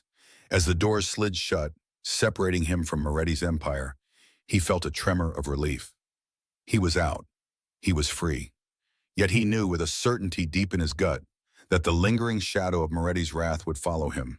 The empire he had built would not forget his defiance. It would not let him go quietly. It would seek retribution. A silence settled over the Onyx Tower, heavier and colder than any winter snow. Arthur Finch had walked away, and with his departure, a strange, profound tremor ran through the city's hidden veins. Whispers began almost immediately, carried on the stale air of back alleys and across polished mahogany tables in dimly lit clubs. They spoke of the impossible, of the unbreakable right-hand man saying a single word, a defiant no, and simply leaving. No one believed it at first. Art Finch was Moretti's shadow, his breath, the silent architect of his entire empire. To imagine him gone was to imagine the sun failing to rise. Yet the whispers grew louder, fueled by the unsettling lack of Arthur's precise presence. The empire, once a perfectly tuned machine, began to skip beats. Calls went unreturned for hours. Schedules, once meticulously planned to the minute, now drifted aimlessly. Moretti himself, a man accustomed to an almost clairvoyant anticipation of his needs, found himself fumbling for reports, searching for figures that Arthur would have already placed under his hand. He barked orders, his voice raw with a frustration he rarely showed, But the accustomed efficiency was gone, replaced by a clumsy scramble. The smell of his expensive cigar smoke in the penthouse office grew heavier, tinged now with a bitter, almost acrid note of impotent rage. Vincent Moretti sat behind his vast granite desk, his formidable presence shrinking slightly under the weight of mounting disarray. The crisp, clean lines of his perfectly tailored suit felt like a costume now, a mockery of the control he was rapidly losing. He ran a hand over his smooth, shaven head, the action jerky and uncharacteristic. His pinky finger, adorned with the thick gold signet ring, tapped an uneven rhythm against the cool stone surface, a sound that grated on the nerves of the few remaining men still brave enough to be in his orbit. Each tap echoed the frantic beat of his own failing heart, a heart that now felt a strange, unfamiliar chill of fear. He tried to micromanage, a task Arthur had always handled with effortless grace. Moretti found himself drowning in details, the endless stream of numbers and logistics that Art had made invisible. His rage, once a potent tool of control, now felt like a bludgeon swung blindly, creating more damage than discipline. He tore through reports, his dark eyes scanning pages with an unfamiliar impatience, missing crucial footnotes and subtle warnings that Art would have flagged in an instant. The heavy scent of ink and old paper, usually a comforting smell of power, now seemed to mock him with its overwhelming complexity. The first major cracks appeared not in a violent confrontation, but in the quiet failure of a crucial operation. It was a shipment of high-value goods, making its way from the docks through a series of carefully planned transfers to a warehouse on the city's outskirts. Arthur had designed this route years ago, a complex ballet of timing, diversions, and contingency plans that made it virtually impenetrable. He knew the tides, the shift changes, the precise moments when city surveillance blinked. Moretti, however, saw only the final destination. He had tasked a capo named Carlo with the operation, a man known for his brute strength and unquestioning loyalty, but not for his strategic mind. Carlo had followed Moretti's simplified instructions, which largely ignored the intricate details Arthur had always insisted upon. The shipment was late, a full 2 hours behind schedule, because Moretti had arbitrarily decided a different pickup time would be less suspicious. The air at the docks that night was thick with the tang of salt and decay, and a nervous tension that hummed beneath the surface. The truck, overloaded and brightly lit, lumbered down a deserted stretch of highway, its tires humming a monotonous, ill-fated tune. Suddenly, the night was torn apart by flashing blue and red lights, piercing the darkness. The blare of sirens cut through the engine's roar. A cold, dread certainty washed over Carlo's men as they realized their mistake. There was no backup plan, no diversionary tactic Art would have prearranged. Just a heavy truck, exposed and vulnerable, surrounded by the cold, unforgiving steel of law enforcement vehicles. News of the interception reached Moretti in the early hours of the morning. His phone, usually a silent, discreet tool, rang with a strident, insistent urgency. He snatched it up, his breath catching in his throat. The voice on the other end was strained, almost whimpering, recounting the disaster in clipped, fearful sentences. "They got it, boss, the whole damn thing. Carlo's crew. They're all gone." Moretti's knuckles went white as he gripped the receiver. A vein throbbed in his temple, a drumbeat of pure, unadulterated fury. He slammed the phone down, the sound echoing through the cavernous penthouse. His eyes, usually cold and calculating, now burned with a worldly, desperate anger. He could almost hear Arthur's quiet, precise voice, laying out the precise risks of such a simplified plan, the meticulous details that Moretti had dismissed as unnecessary complications. The loss was not just financial, it was a profound blow to his prestige, a public display of weakness. The taste of ash filled his mouth, a bitter residue of failure. He paced the office, his expensive leather shoes squeaking softly on the polished floor, the sound of frantic whisper in the oppressive silence. The intercepted shipment was a wound, festering quickly. It sent a ripple of doubt through the ranks, a subtle shift in the loyalty that had once been absolute. If Moretti could make such a basic, costly error, what other vulnerabilities lay hidden beneath the surface? The fear of Moretti's wrath was still potent, but it was now tempered by a growing fear of his incompetence. a far more dangerous prospect in the cutthroat world of the underworld. The men who had once revered Art for his quiet strength and sharp intellect now openly lamented his absence, albeit in hushed tones behind closed doors. Then came the other signs, small at first, like cracks in a dam. A few trusted contacts who had dealt exclusively with Moretti for years suddenly became evasive, their voices cool and distant on the phone. Payments that had always been timely and precise began to arrive late, or with missing funds, causing confusion and resentment. The intricate network of information, the quiet whispers that kept Moretti one step ahead, seemed to dry up, leaving him isolated and increasingly paranoid. He felt blind, navigating a treacherous landscape without his trusted guide. The world outside of his penthouse windows, once a symbol of his dominion, now felt like a vast, hostile sea. Word of Moretti's struggles, like a poisonous gum, seeped into the territories of rival families. The Bianchis, a notoriously opportunistic crew from the South Side, heard of the intercepted shipment within hours. Their leader, a shrewd operator named Salvatore, allowed himself a rare, thin smile. He had always respected Arthur Finch, seeing him as a formidable adversary, a force that kept Moretti's volatile ambition in check. Without him, Moretti was a bull charging blindly, a predictable target. Salvatore tasted the possibility of new acquisitions, the sweet tang of revenge. Across town in the grittier industrial zones, the O'Connells, a family known for their brutal efficiency, also took note. Their boss, an iron-willed woman named Maeve, had long chafed under Moretti's dominion.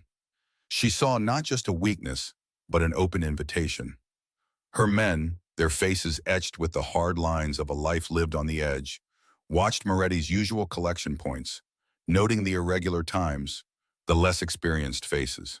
The scent of opportunity, sharp and intoxicating, filled the cold night air around their fortified headquarters. The quiet, almost invisible pressure began. A small but lucrative sports betting operation that had always paid its dues to Moretti found itself receiving visits from men wearing Bianchi colors. Their smiles too wide, their eyes too hard. They offered protection at a lower rate, a direct challenge to Moretti's authority. In another district, a key distribution hub for counterfeit goods, a place Art had secured through years of careful negotiation, suddenly saw its supply lines disrupted, sabotaged by unknown hands. The metallic taste of betrayal became a constant companion for Moretti. His empire, built on fear and Art's quiet competence, was beginning to fray at the edges. The internal discontent grew, a low hum of anxiety that threatened to burst into open defiance. Moretti, locked in his penthouse, felt the walls closing in, the once luxurious space now a gilded cage of his own making. He knew with a sickening certainty that the vultures were circling. They had smelled blood in the water. Rival families, sensing this profound and sudden vulnerability, began to move with a chilling precision. They weren't just whispering anymore. The Bianchis initiated a hostile takeover of Moretti's most profitable casino, sending in armed men in broad daylight. Simultaneously, the O'Connells launched a coordinated assault on Moretti's established drug routes, systematically cutting off his supply and distribution. The silent war had begun, and Moretti, without his right hand, found himself standing alone against a rising tide of aggression. The air in the old church hung thick with the sweet, cloying perfume of lilies, a scent that now seemed inextricably linked to the impossible choice Arthur Finch had made. It was a smell that warred with the faint, metallic tang of old money and unspoken violence that still clung to his memory, a phantom scent from the Onyx Tower. His sister Eleanor's hand, delicate and warm, rested lightly on the sleeve of his impeccably tailored suit, a stark contrast to the cold, hard weight of the gold pocket watch in his inner jacket pocket. Every hushed murmur from the gathered guests, every soft rustle of silk as they turned to watch, felt amplified in his ears. He focused on the rhythmic creak of his dress shoes against the polished aisle floor, trying to ground himself in the ordinary, the beautiful. Sunlight fractured into 1,000 shimmering fragments by the towering, stained glass windows, spilled across the ancient stone walls, illuminating dust motes dancing in the hallowed air. It felt like a scene from another life, a world he had only observed from a distance, never truly belonged to. He glanced down at Ellie, her face radiant, framed by a cascade of auburn hair that seemed to capture every stray beam of light. Her smile, benign and genuine, was a beacon of pure, untainted joy. A sharp, almost painful ache spread through Arthur's chest. This was it. This was the moment he had risked everything for, the fragile promise he had fought for against the crushing weight of Moretti's empire. He saw the unshed tears of happiness sparkling in her eyes, tears so different from the ones he had spent years suppressing, tears that spoke of hope, not despair. His mind, however, refused to stay tethered to the present. It replayed Moretti's contemptuous sneer, the veiled threats that had cut deeper than any blade. He felt the phantom pressure of the gun he used to carry, the chill of adrenaline that had been his constant companion. He was a ghost in this place, a man who had walked through fire to deliver a flower to the sun. He worried he might still carry the stench of smoke.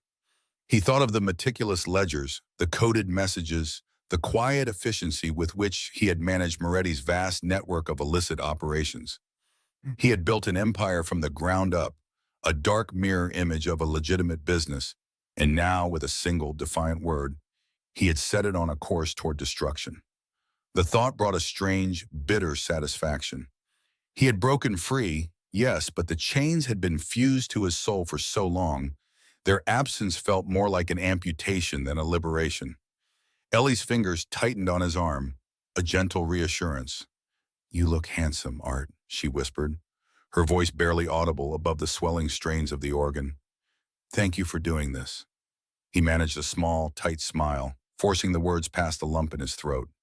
"Anything for you, Elle," he murmured back, the simple phrase loaded with a lifetime of unspoken sacrifice.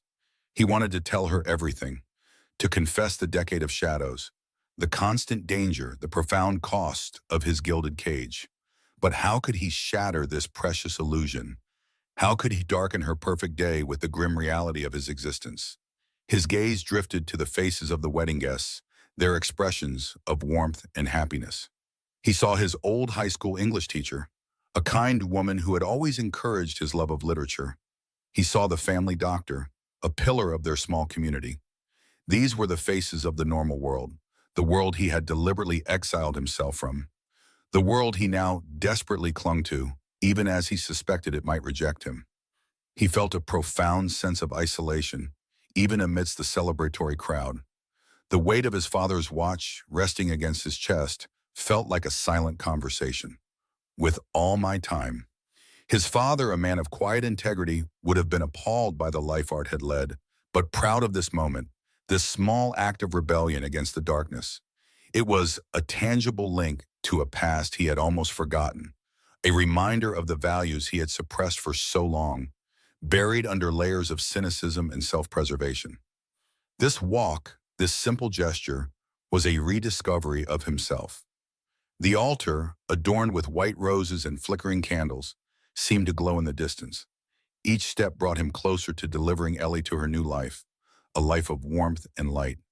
And each step, he knew, propelled him further into an uncertain future, a future where the shadows he had escaped would surely pursue him. He felt the cold touch of fear, a familiar presence, but it was now tempered by a quiet, fierce resolve. He had made his choice, he would stand by it. The air was thick with expectation, the culmination of Ellie's dreams, in the quiet, terrifying beginning of Art's new reality. He finally reached the end of the aisle, a silent journey that had spanned a decade, ending with a soft release of Ellie's hand into her husband's, a transfer of hope. Hours later, the reception hall buzzed with the vibrant energy of celebration. Laughter spilled from every corner, mingling with the upbeat tempo of the live band and the rhythmic clinking of champagne flutes. Arthur stood slightly apart, near a large, ornate window, observing the revelry. The setting sun had painted the sky in magnificent streaks of orange and purple, now fading into the soft, deep blue of twilight. The scene was picture perfect, almost painfully so, a stark contrast to the turbulent landscape of his own mind. Ellie, radiant in a simpler, flowing dress, navigated the cheerful crowd and approached him. Her eyes, still shining with the day's joy, found his. She extended a hand, her touch feather light on his arm. "Art," she whispered, her voice thick with unshed emotion. "I knew you'd be here. I always knew." His carefully constructed composure, a shield he had worn for years, began to crack. Her unwavering faith, her innocent expectation, was a double-edged sword, both a comfort and a sharp reminder of the deceit he had practiced. He turned to her, his throat tight, and saw the glimmer of tears in her eyes, reflecting the ones that pricked his own. He had spent a lifetime building walls, not just around Moretti's empire, but around his own heart, sealing off any vulnerability. But Ellie, his sister, had always possessed the effortless ability to bypass them all. He pulled her into a fierce embrace, burying his face in the sweet floral scent of her hair. It was a scent that instantly transported him back to their childhood home, to days when the biggest threat was the monster under the bed, not the one who owned half the city. Her body felt small and fragile against his, and he held her with a desperate intensity, as if trying to absorb her warmth, her innocence, into his very being, or perhaps to imprint her essence onto his soul before he was consumed by the encroaching darkness. Her shoulders trembled with quiet sobs, and he felt the dampness of her tears seeping through the expensive fabric of his suit jacket. "Thank you," she murmured, her voice muffled against his chest, a soft broken sound. "Thank you for everything, Art. For being here. It means the world." He could not articulate the words that clawed at his throat. What could he say? That he had put his life on the line, had detonated his entire world for this single fleeting moment, that his past, present, and future had all been irrevocably altered so he could stand here, a witness to her happiness? He simply held her tighter, a silent, desperate promise in the crushing grip of his arms. A profound and complex cocktail of emotions churned within him, the pure, unadulterated joy for her, the searing sorrow for the life he could never truly share with her, the bitter taste of sacrifices that now felt so raw, so exposed. A single rogue tear escaped his own eye, tracing a hot, salty path down his cheek. He had not cried in years, not since the day they buried their father, when he had learned to transmute grief into granite resolve. But now, in the sanctuary of his sister's arms, surrounded by the deceptive normalcy of a wedding celebration, the dam broke, just a little. It was not a torrential flood, but a slow, quiet seep, a testament to the years of suppressed emotion, a quiet acknowledgement of the immense pressure he had carried. He remembered Moretti's cold, unyielding rage, the chilling clarity of his threats, the absolute certainty of his retribution. He remembered the feeling of that single defiant word, no, tearing itself from his throat, an act of sheer will. It had been an act of liberation, yes, but also an act of self-immolation, burning his old life to ash for this new uncertain one. Was it worth it? Standing here holding Ellie, feeling her heartbeat against his, he knew it was. The cost, however, was immense, a crushing weight that would undoubtedly cling to him, a shadow stretching into every corner of his future. He pulled back slowly, his hands still on her shoulders, looking into her tear-streaked, beautiful face. He managed a shaky, almost imperceptible smile. "Always," he whispered, his voice hoarse, raw with emotion. "Always, Elle. You deserve all the happiness in the world." His fingers gently brushed a tear from her cheek, feeling the soft warmth of her skin. The urge to unburden himself, to confess the dark truth of his hidden life, was almost overwhelming. But he held it back, a silent scream in his mind. He would not mar her joy. She smiled back, a fragile, exquisite smile that held so much pure, uncomplicated hope. "You look exhausted, Art," she said, her brow furrowed with genuine concern. "You should try to get some rest." He simply nodded, a vague, non-committal agreement. Rest was a luxury he suspected he would not truly afford for a very long time, if ever again. The thought of sleep now felt like a dangerous indulgence, an open door for the encroaching shadows to finally claim him. He had to remain vigilant, constantly, his senses always on high alert. Even here in this temporary haven of joy, the threat lingered, unseen but undeniably present. He reached into his inner jacket pocket, his fingers brushing against the cool, familiar metal of his father's watch. It was still there, a tangible link to his past, a silent witness to his monumental choice, a reminder of the values he had rediscovered. He felt a fierce, renewed determination solidify within him. He had fulfilled his promise to Ellie, but now a new, unspoken vow formed in his heart, to protect her, no matter the personal cost, no matter the sacrifice. He would face whatever came next, head on. The warmth of Ellie's embrace, a brief respite from the ever-present chill of his reality, slowly receded as she was gently pulled back into the swirling vortex of the celebratory crowd. Arthur remained by the window, the soft, melancholic ache of bittersweet joy settling deep within his chest. He watched the last sliver of the sun, a fiery orange ember, finally dip below the distant horizon, painting the sky in a final dramatic blaze before succumbing to the encroaching, inky darkness of twilight. One by one the streetlights flickered on, casting long, stark shadows that stretched across the quiet suburban street. He took a slow, deliberate sip of the champagne he held, the effervescence tickling his tongue, but the taste was flat, utterly devoid of flavor. His gaze drifted idly, almost lazily, across the street, past the familiar rows of parked cars belonging to the wedding guests, the sensible family sedan, the practical minivan, the occasional gleaming luxury car.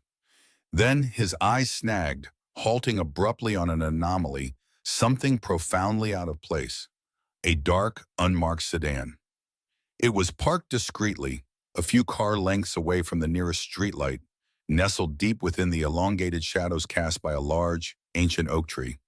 Its windows were heavily tinted, reflecting the distant streetlights as opaque, impenetrable mirrors, giving absolutely no hint of who or what might be lurking within. It was an anomaly in this serene, quiet suburban street, a discordant, menacing note in the otherwise joyful symphony of celebration. The hum of its engine, almost imperceptible beneath the distant wedding music, was distinct to his hyper-aware senses.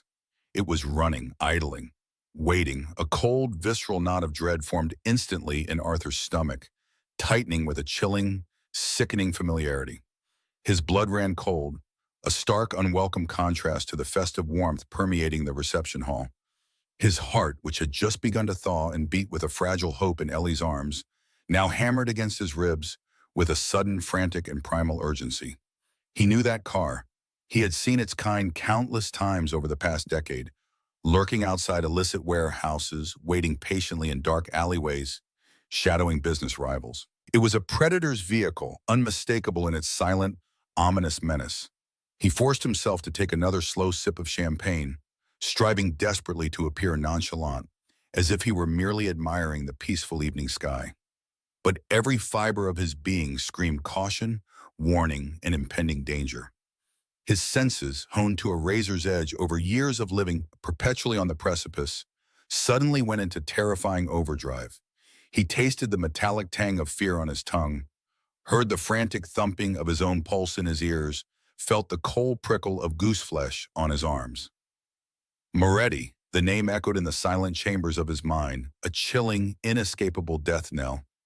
He had known this moment would come, had consciously braced himself for the inevitable fallout, but the brutal reality of its arrival was a profound, gut-wrenching shock. The brief, precious respite of Ellie's wedding, that fleeting, stolen taste of a normal, untainted life, was now undeniably over. The long, cold shadow he had feared, the one he had tried to outrun, had finally reached out, long and cold, to reclaim him, to remind him of his place. He felt a profound chill despite the lingering warmth of the wedding reception, a cold dread that seeped deep into his very bones, chilling him to his core. His past, it seemed, was far from done with him.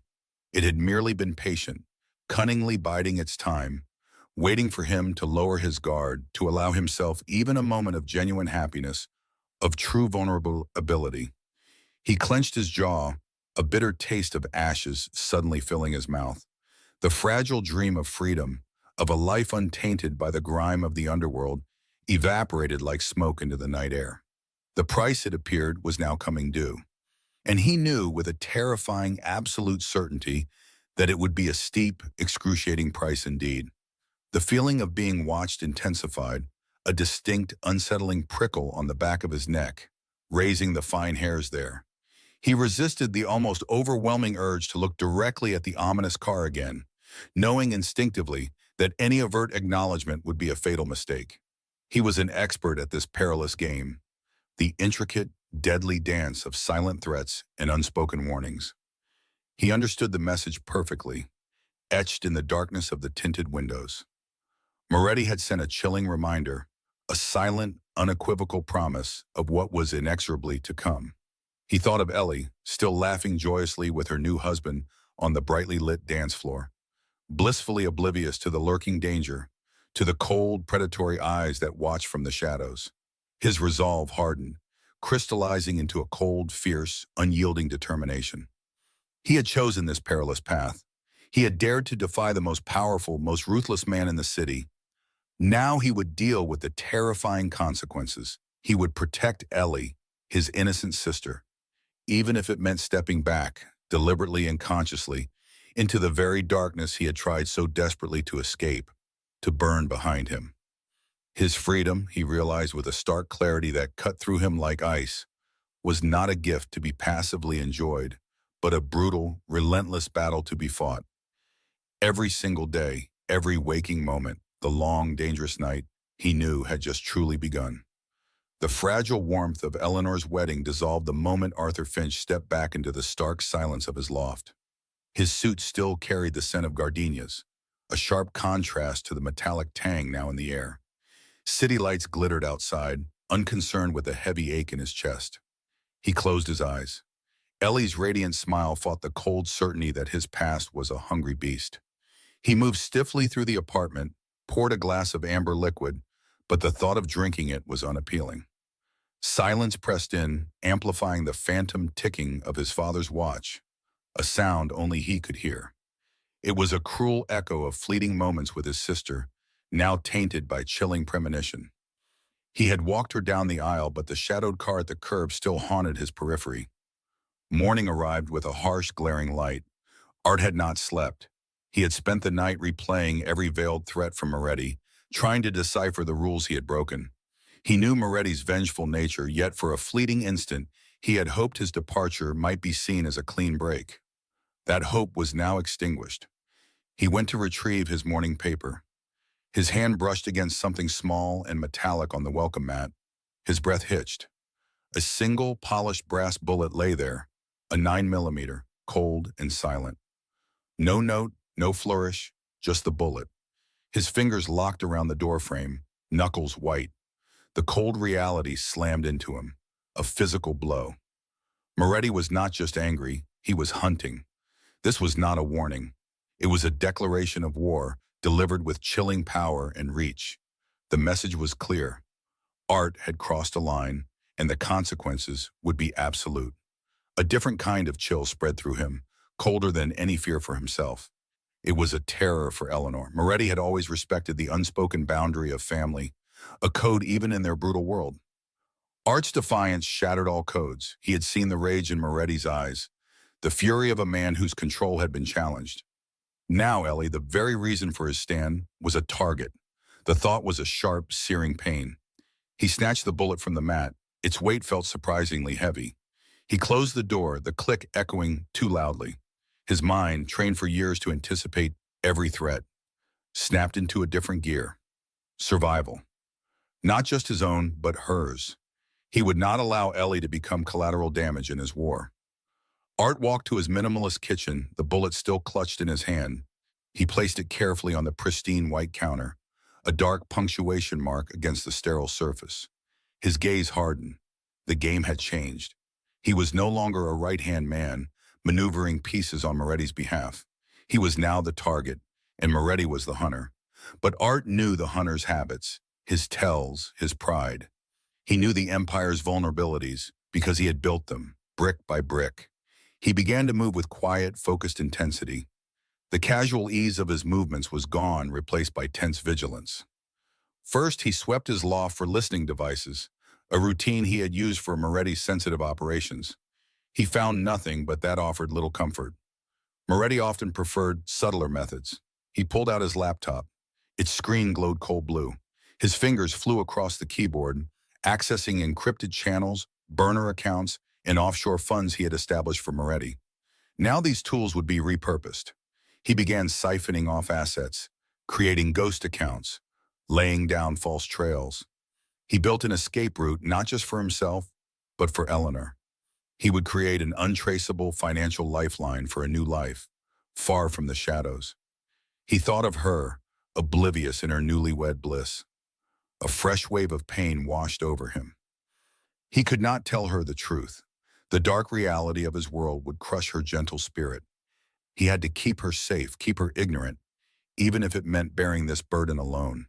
He would ensure her protection from a distance. His mind raced, mapping out contingencies, new identities, safe houses, routes out of the country. He knew the ins and outs of every port, every hidden airfield, every illicit network. He had built this dark labyrinth, and now he would use its pathways to disappear. But disappearing was not enough. He had to ensure Moretti could not find Ellie. That was the paramount objective. He considered the old connections, the men who owed him favors, whose secrets he held. Some were trustworthy, others merely opportunistic.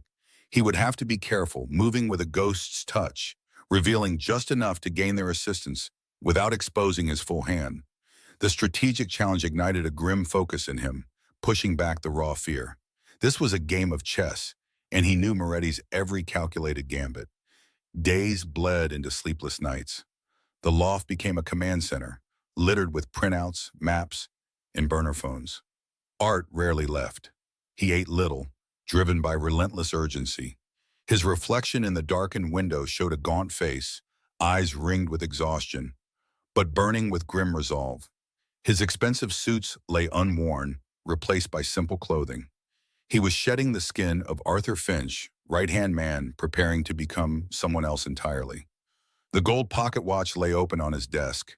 Its steady tick was a low thrum against the frantic pace of his thoughts. He traced the faded inscription, "To my son, Iban Nen. With all my time, Dad." The words reminded him of the time he was now desperately trying to buy, for himself and for Ellie. This was his father's legacy, not the empire, but the love that demanded sacrifice, the courage to protect. He began to anticipate Moretti's next move. A visit from Frankie, a staged accident. He fortified his loft, not with brute force, but with layers of deception and evasion. He set up alarms, motion sensors, and visual deterrence, knowing they would buy him precious seconds, nothing more. He was buying time, preparing for a long, arduous fight. He knew Moretti would not give up easily. The empire was Moretti's lifeblood, and Art's defiance was a gaping wound.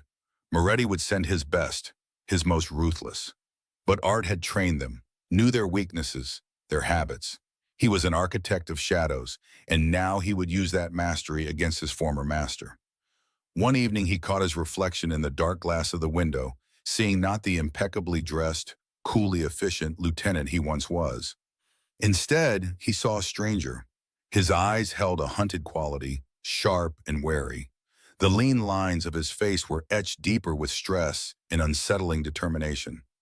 The calm veneer had cracked, revealing the raw, exposed nerves beneath. He was no longer the indispensable right-hand man. He was a man running, a target painted clearly on his back. Art Finch hunched in a sagging armchair, stale smoke clinging to the upholstery. Blue light from a cheap television flickered across his cramped, unfamiliar room. He had moved again, another refuge in a city where no one knew his name. The city's distant hum was filtered sound. His fingers, once used to a gold pocket watch, now toyed with a remote control. He watched the local news, a morbid curiosity in his exile. Anchors reported a surge in organized crime. Whispers of turf wars, violent shadow clashes, filled the air. Art knew these were not mere whispers. He knew every shadow's precise coordinates, every rival faction now clawing at Moretti's empire. He had drawn the maps, cataloged weaknesses, and now they were exploited. A chill of disquieting recognition touched him. He had built this intricate machine for over 10 years. Without his steady hand, it tore itself apart. News footage showed a burnt-out warehouse, smoke curling from its shell. A reporter spoke of arson, linked to rising gang tensions. Art recognized the warehouse, Moretti's primary storage facility, a place he had secured. His absence left a gaping wound. He felt a strange mix of satisfaction and gnawing pain. The empire, his monstrous creation and cage, now crumbled. To see it fall felt like watching a part of himself dismantle. He had wanted out, torn himself away, but his labor's ghost haunted every burning building, every reported street fight. A sigh escaped him, tasting of dust and regret. The chaos was necessary, a brutal cleansing, but not clean. It was a violent erasure of the meticulous order he had imposed. The news moved on, but the underlying current held. The city was on edge. Police press conferences featured stern captains promising swift action. Art saw flashing blue and red lights swarm areas once untouchable, secured by Moretti's threat. Law enforcement, sensing the vacuum, swept up smaller players, gathering intelligence previously impossible. Art remembered building Moretti's informant network, the payoffs and threats keeping everyone silent. He had ensured no whispers reached authorities, no paper trail led back to Moretti. Without his vigilance, his feared efficiency, that web dissolved. Threads snapped, letting light into the darkest corners. He pictured men he had commanded, now singing like canaries. A bitter smile touched his lips. He had warned Moretti about the underworld's delicate ecosystem. True power lay in unseen structures, managed alliances, quiet diplomacy. Moretti, arrogant, believed himself invincible. He saw Art as a tool, not the architect of the blueprint. Now the architect was gone, and the building collapsed. Another report flashed, high-profile arrests. Mid-level lieutenants Art had vetted were led away in handcuffs. Their face, usually hard, looked pale. Art knew their operations, their vulnerabilities. Moretti's lack of oversight had exposed them. He suppressed a pang of pity. These men chose their path, as he had. He showed them the consequences of serving a fool. His cold, bitter coffee sat untouched. The air felt heavy. He reached into his pocket for the watch. He pulled it out, its gold surface catching the television's faint glow. The rhythmic ticking filled the silence, a steady pulse against the news. Each tick measured the destruction he had, reluctantly, been a part of.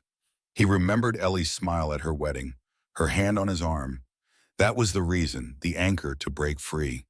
He chose her, a chance at a life, even if it meant tearing down everything else. The cost was immense, collateral widespread, but the choice inevitable. He had merely pulled the pin. The news anchor's voice grew serious. Sources confirm a major operation targeting the city's most notorious crime syndicate. The words hung, electric. Art leaned forward, eyes fixed, breath held. This was it, the culmination, the final act. He had always been 3 steps ahead, anticipating every move. He knew Moretti's blind spots, his fatal flaws. Moretti's ego prevented delegation after Art's departure. His paranoia made him trust no one. He would micromanage, imposing his will without understanding the intricate machinery he operated. This led to mistakes Art would prevent. Without Art, Moretti was a king without his prime minister. The screen cut to live footage. A motorcade of dark sedans sped through city streets, surrounded by police escorts. The destination was clear. Onyx Tower, Moretti's symbol of power, where Art had stood firm. A grim, cold satisfaction spread through him. It was a victory, not sweet, but precise, necessary, leaving scars. The camera zoomed to the Onyx Tower's entrance. SWAT teams in tactical gear secured the perimeter. This was no ordinary arrest. This was a statement, crushing an empire, altering the city's landscape. Art imagined the scene inside, shouting, desperate calls, frantic attempts to destroy evidence. He knew that building's layout, every passage, but he could not have saved Moretti from himself. He watched more flashing lights converge, more police units arriving. The operation's scale was enormous, testament to evidence accumulated in Art's absence. He had always scrubbed traces, ensuring Moretti's hands stayed clean. Now, papers scattered, traces exposed, led directly to the man at the top. The anchor's voice broke through. We have confirmation. Vincent Moretti has been taken into custody, arrested. Art's shoulders slumped, a release of tension. He blinked, the television's blue light in his tired gray eyes. He had known this day would come, perhaps even orchestrated its arrival by stepping away. To witness the downfall was still a shock. It was the end of an era he had shaped, hated, and that had defined his life. The screen showed a blurred image. Moretti. He was led out of the Onyx Tower, flanked by two officers, his expensive suit rumpled, his hair disheveled. His face, once arrogant, was grim and defeated. His menacing eyes, once holding Art captive, now stared blankly. He was just an aging man, stripped of power, exposed to all. No longer a king, merely a prisoner. The distant city hummed a different tune, softer than the one Arthur Finch had known for 2 decades. He sat by his window, watching rain-slick cobblestone streets. The scent of damp earth and salt air filled his small, quiet apartment. Nearly 2 years had passed since Moretti's empire crumbled. It was a long fall that echoed in Arthur's mind. He was Arthur Finch only in name, his identity carefully constructed. His past lay buried under forged documents and a fabricated history. His new life wove mundane threads: morning coffee, walking to the small bookstore where he worked, evenings reading by the window, the constant pressure of surveillance, the gnawing anxiety of a hitman slowly receded. No more hushed phone calls or coded messages. The only secrets now were his own. He learned to breathe again, each breath a conscious act of freedom, a release of years of tension. He reached for the gold pocket watch on the small wooden table. Its weight felt familiar, a cool comfort. His thumb traced the tarnished engraving. "To my son, with all my time, Dad." His father had given him that watch, a reminder of the honest life Arthur had once been meant for. It was his anchor, what mattered when his world threatened to consume him. He thought of his choices, the calculated risks, the terrifying leap that shattered his old world. The no he had uttered still resonated. It was both his undoing and his salvation. That single word cost him everything he had built, every shred of power. It also gave back a part of himself he thought long dead. He was no longer the sharp-suited enforcer. He was just Arthur. He carried a past he could never fully escape, but one he no longer had to live within. The scars remained, etched deep into his soul. He recalled the faces he intimidated, the cold logic used to advance Moretti's cruel goals, the countless sleepless nights planning violence. He often woke in a cold sweat. The phantom smell of cigar smoke and fear still clung to him. He was a survivor marked by that old battlefield. He knew he could never be free of those memories, but he had learned to carry them, like the watch, a quiet testament to his journey. Then there was Ellie. Their reconnection had been slow, tentative. He waited cautiously until Moretti's vengeance truly faded. Their first phone call was strained, filled with unspoken sadness. She asked about his new life, her voice gentle. He offered vague, reassuring answers. He told her he was well, finally happy. He mostly meant it. He remembered her wedding day, the warmth of her hand as he walked her down the aisle. It felt precarious, a dream. He sensed eyes upon him, a lingering shadow of danger. But for those brief moments, holding his sister's arm, he was simply a brother.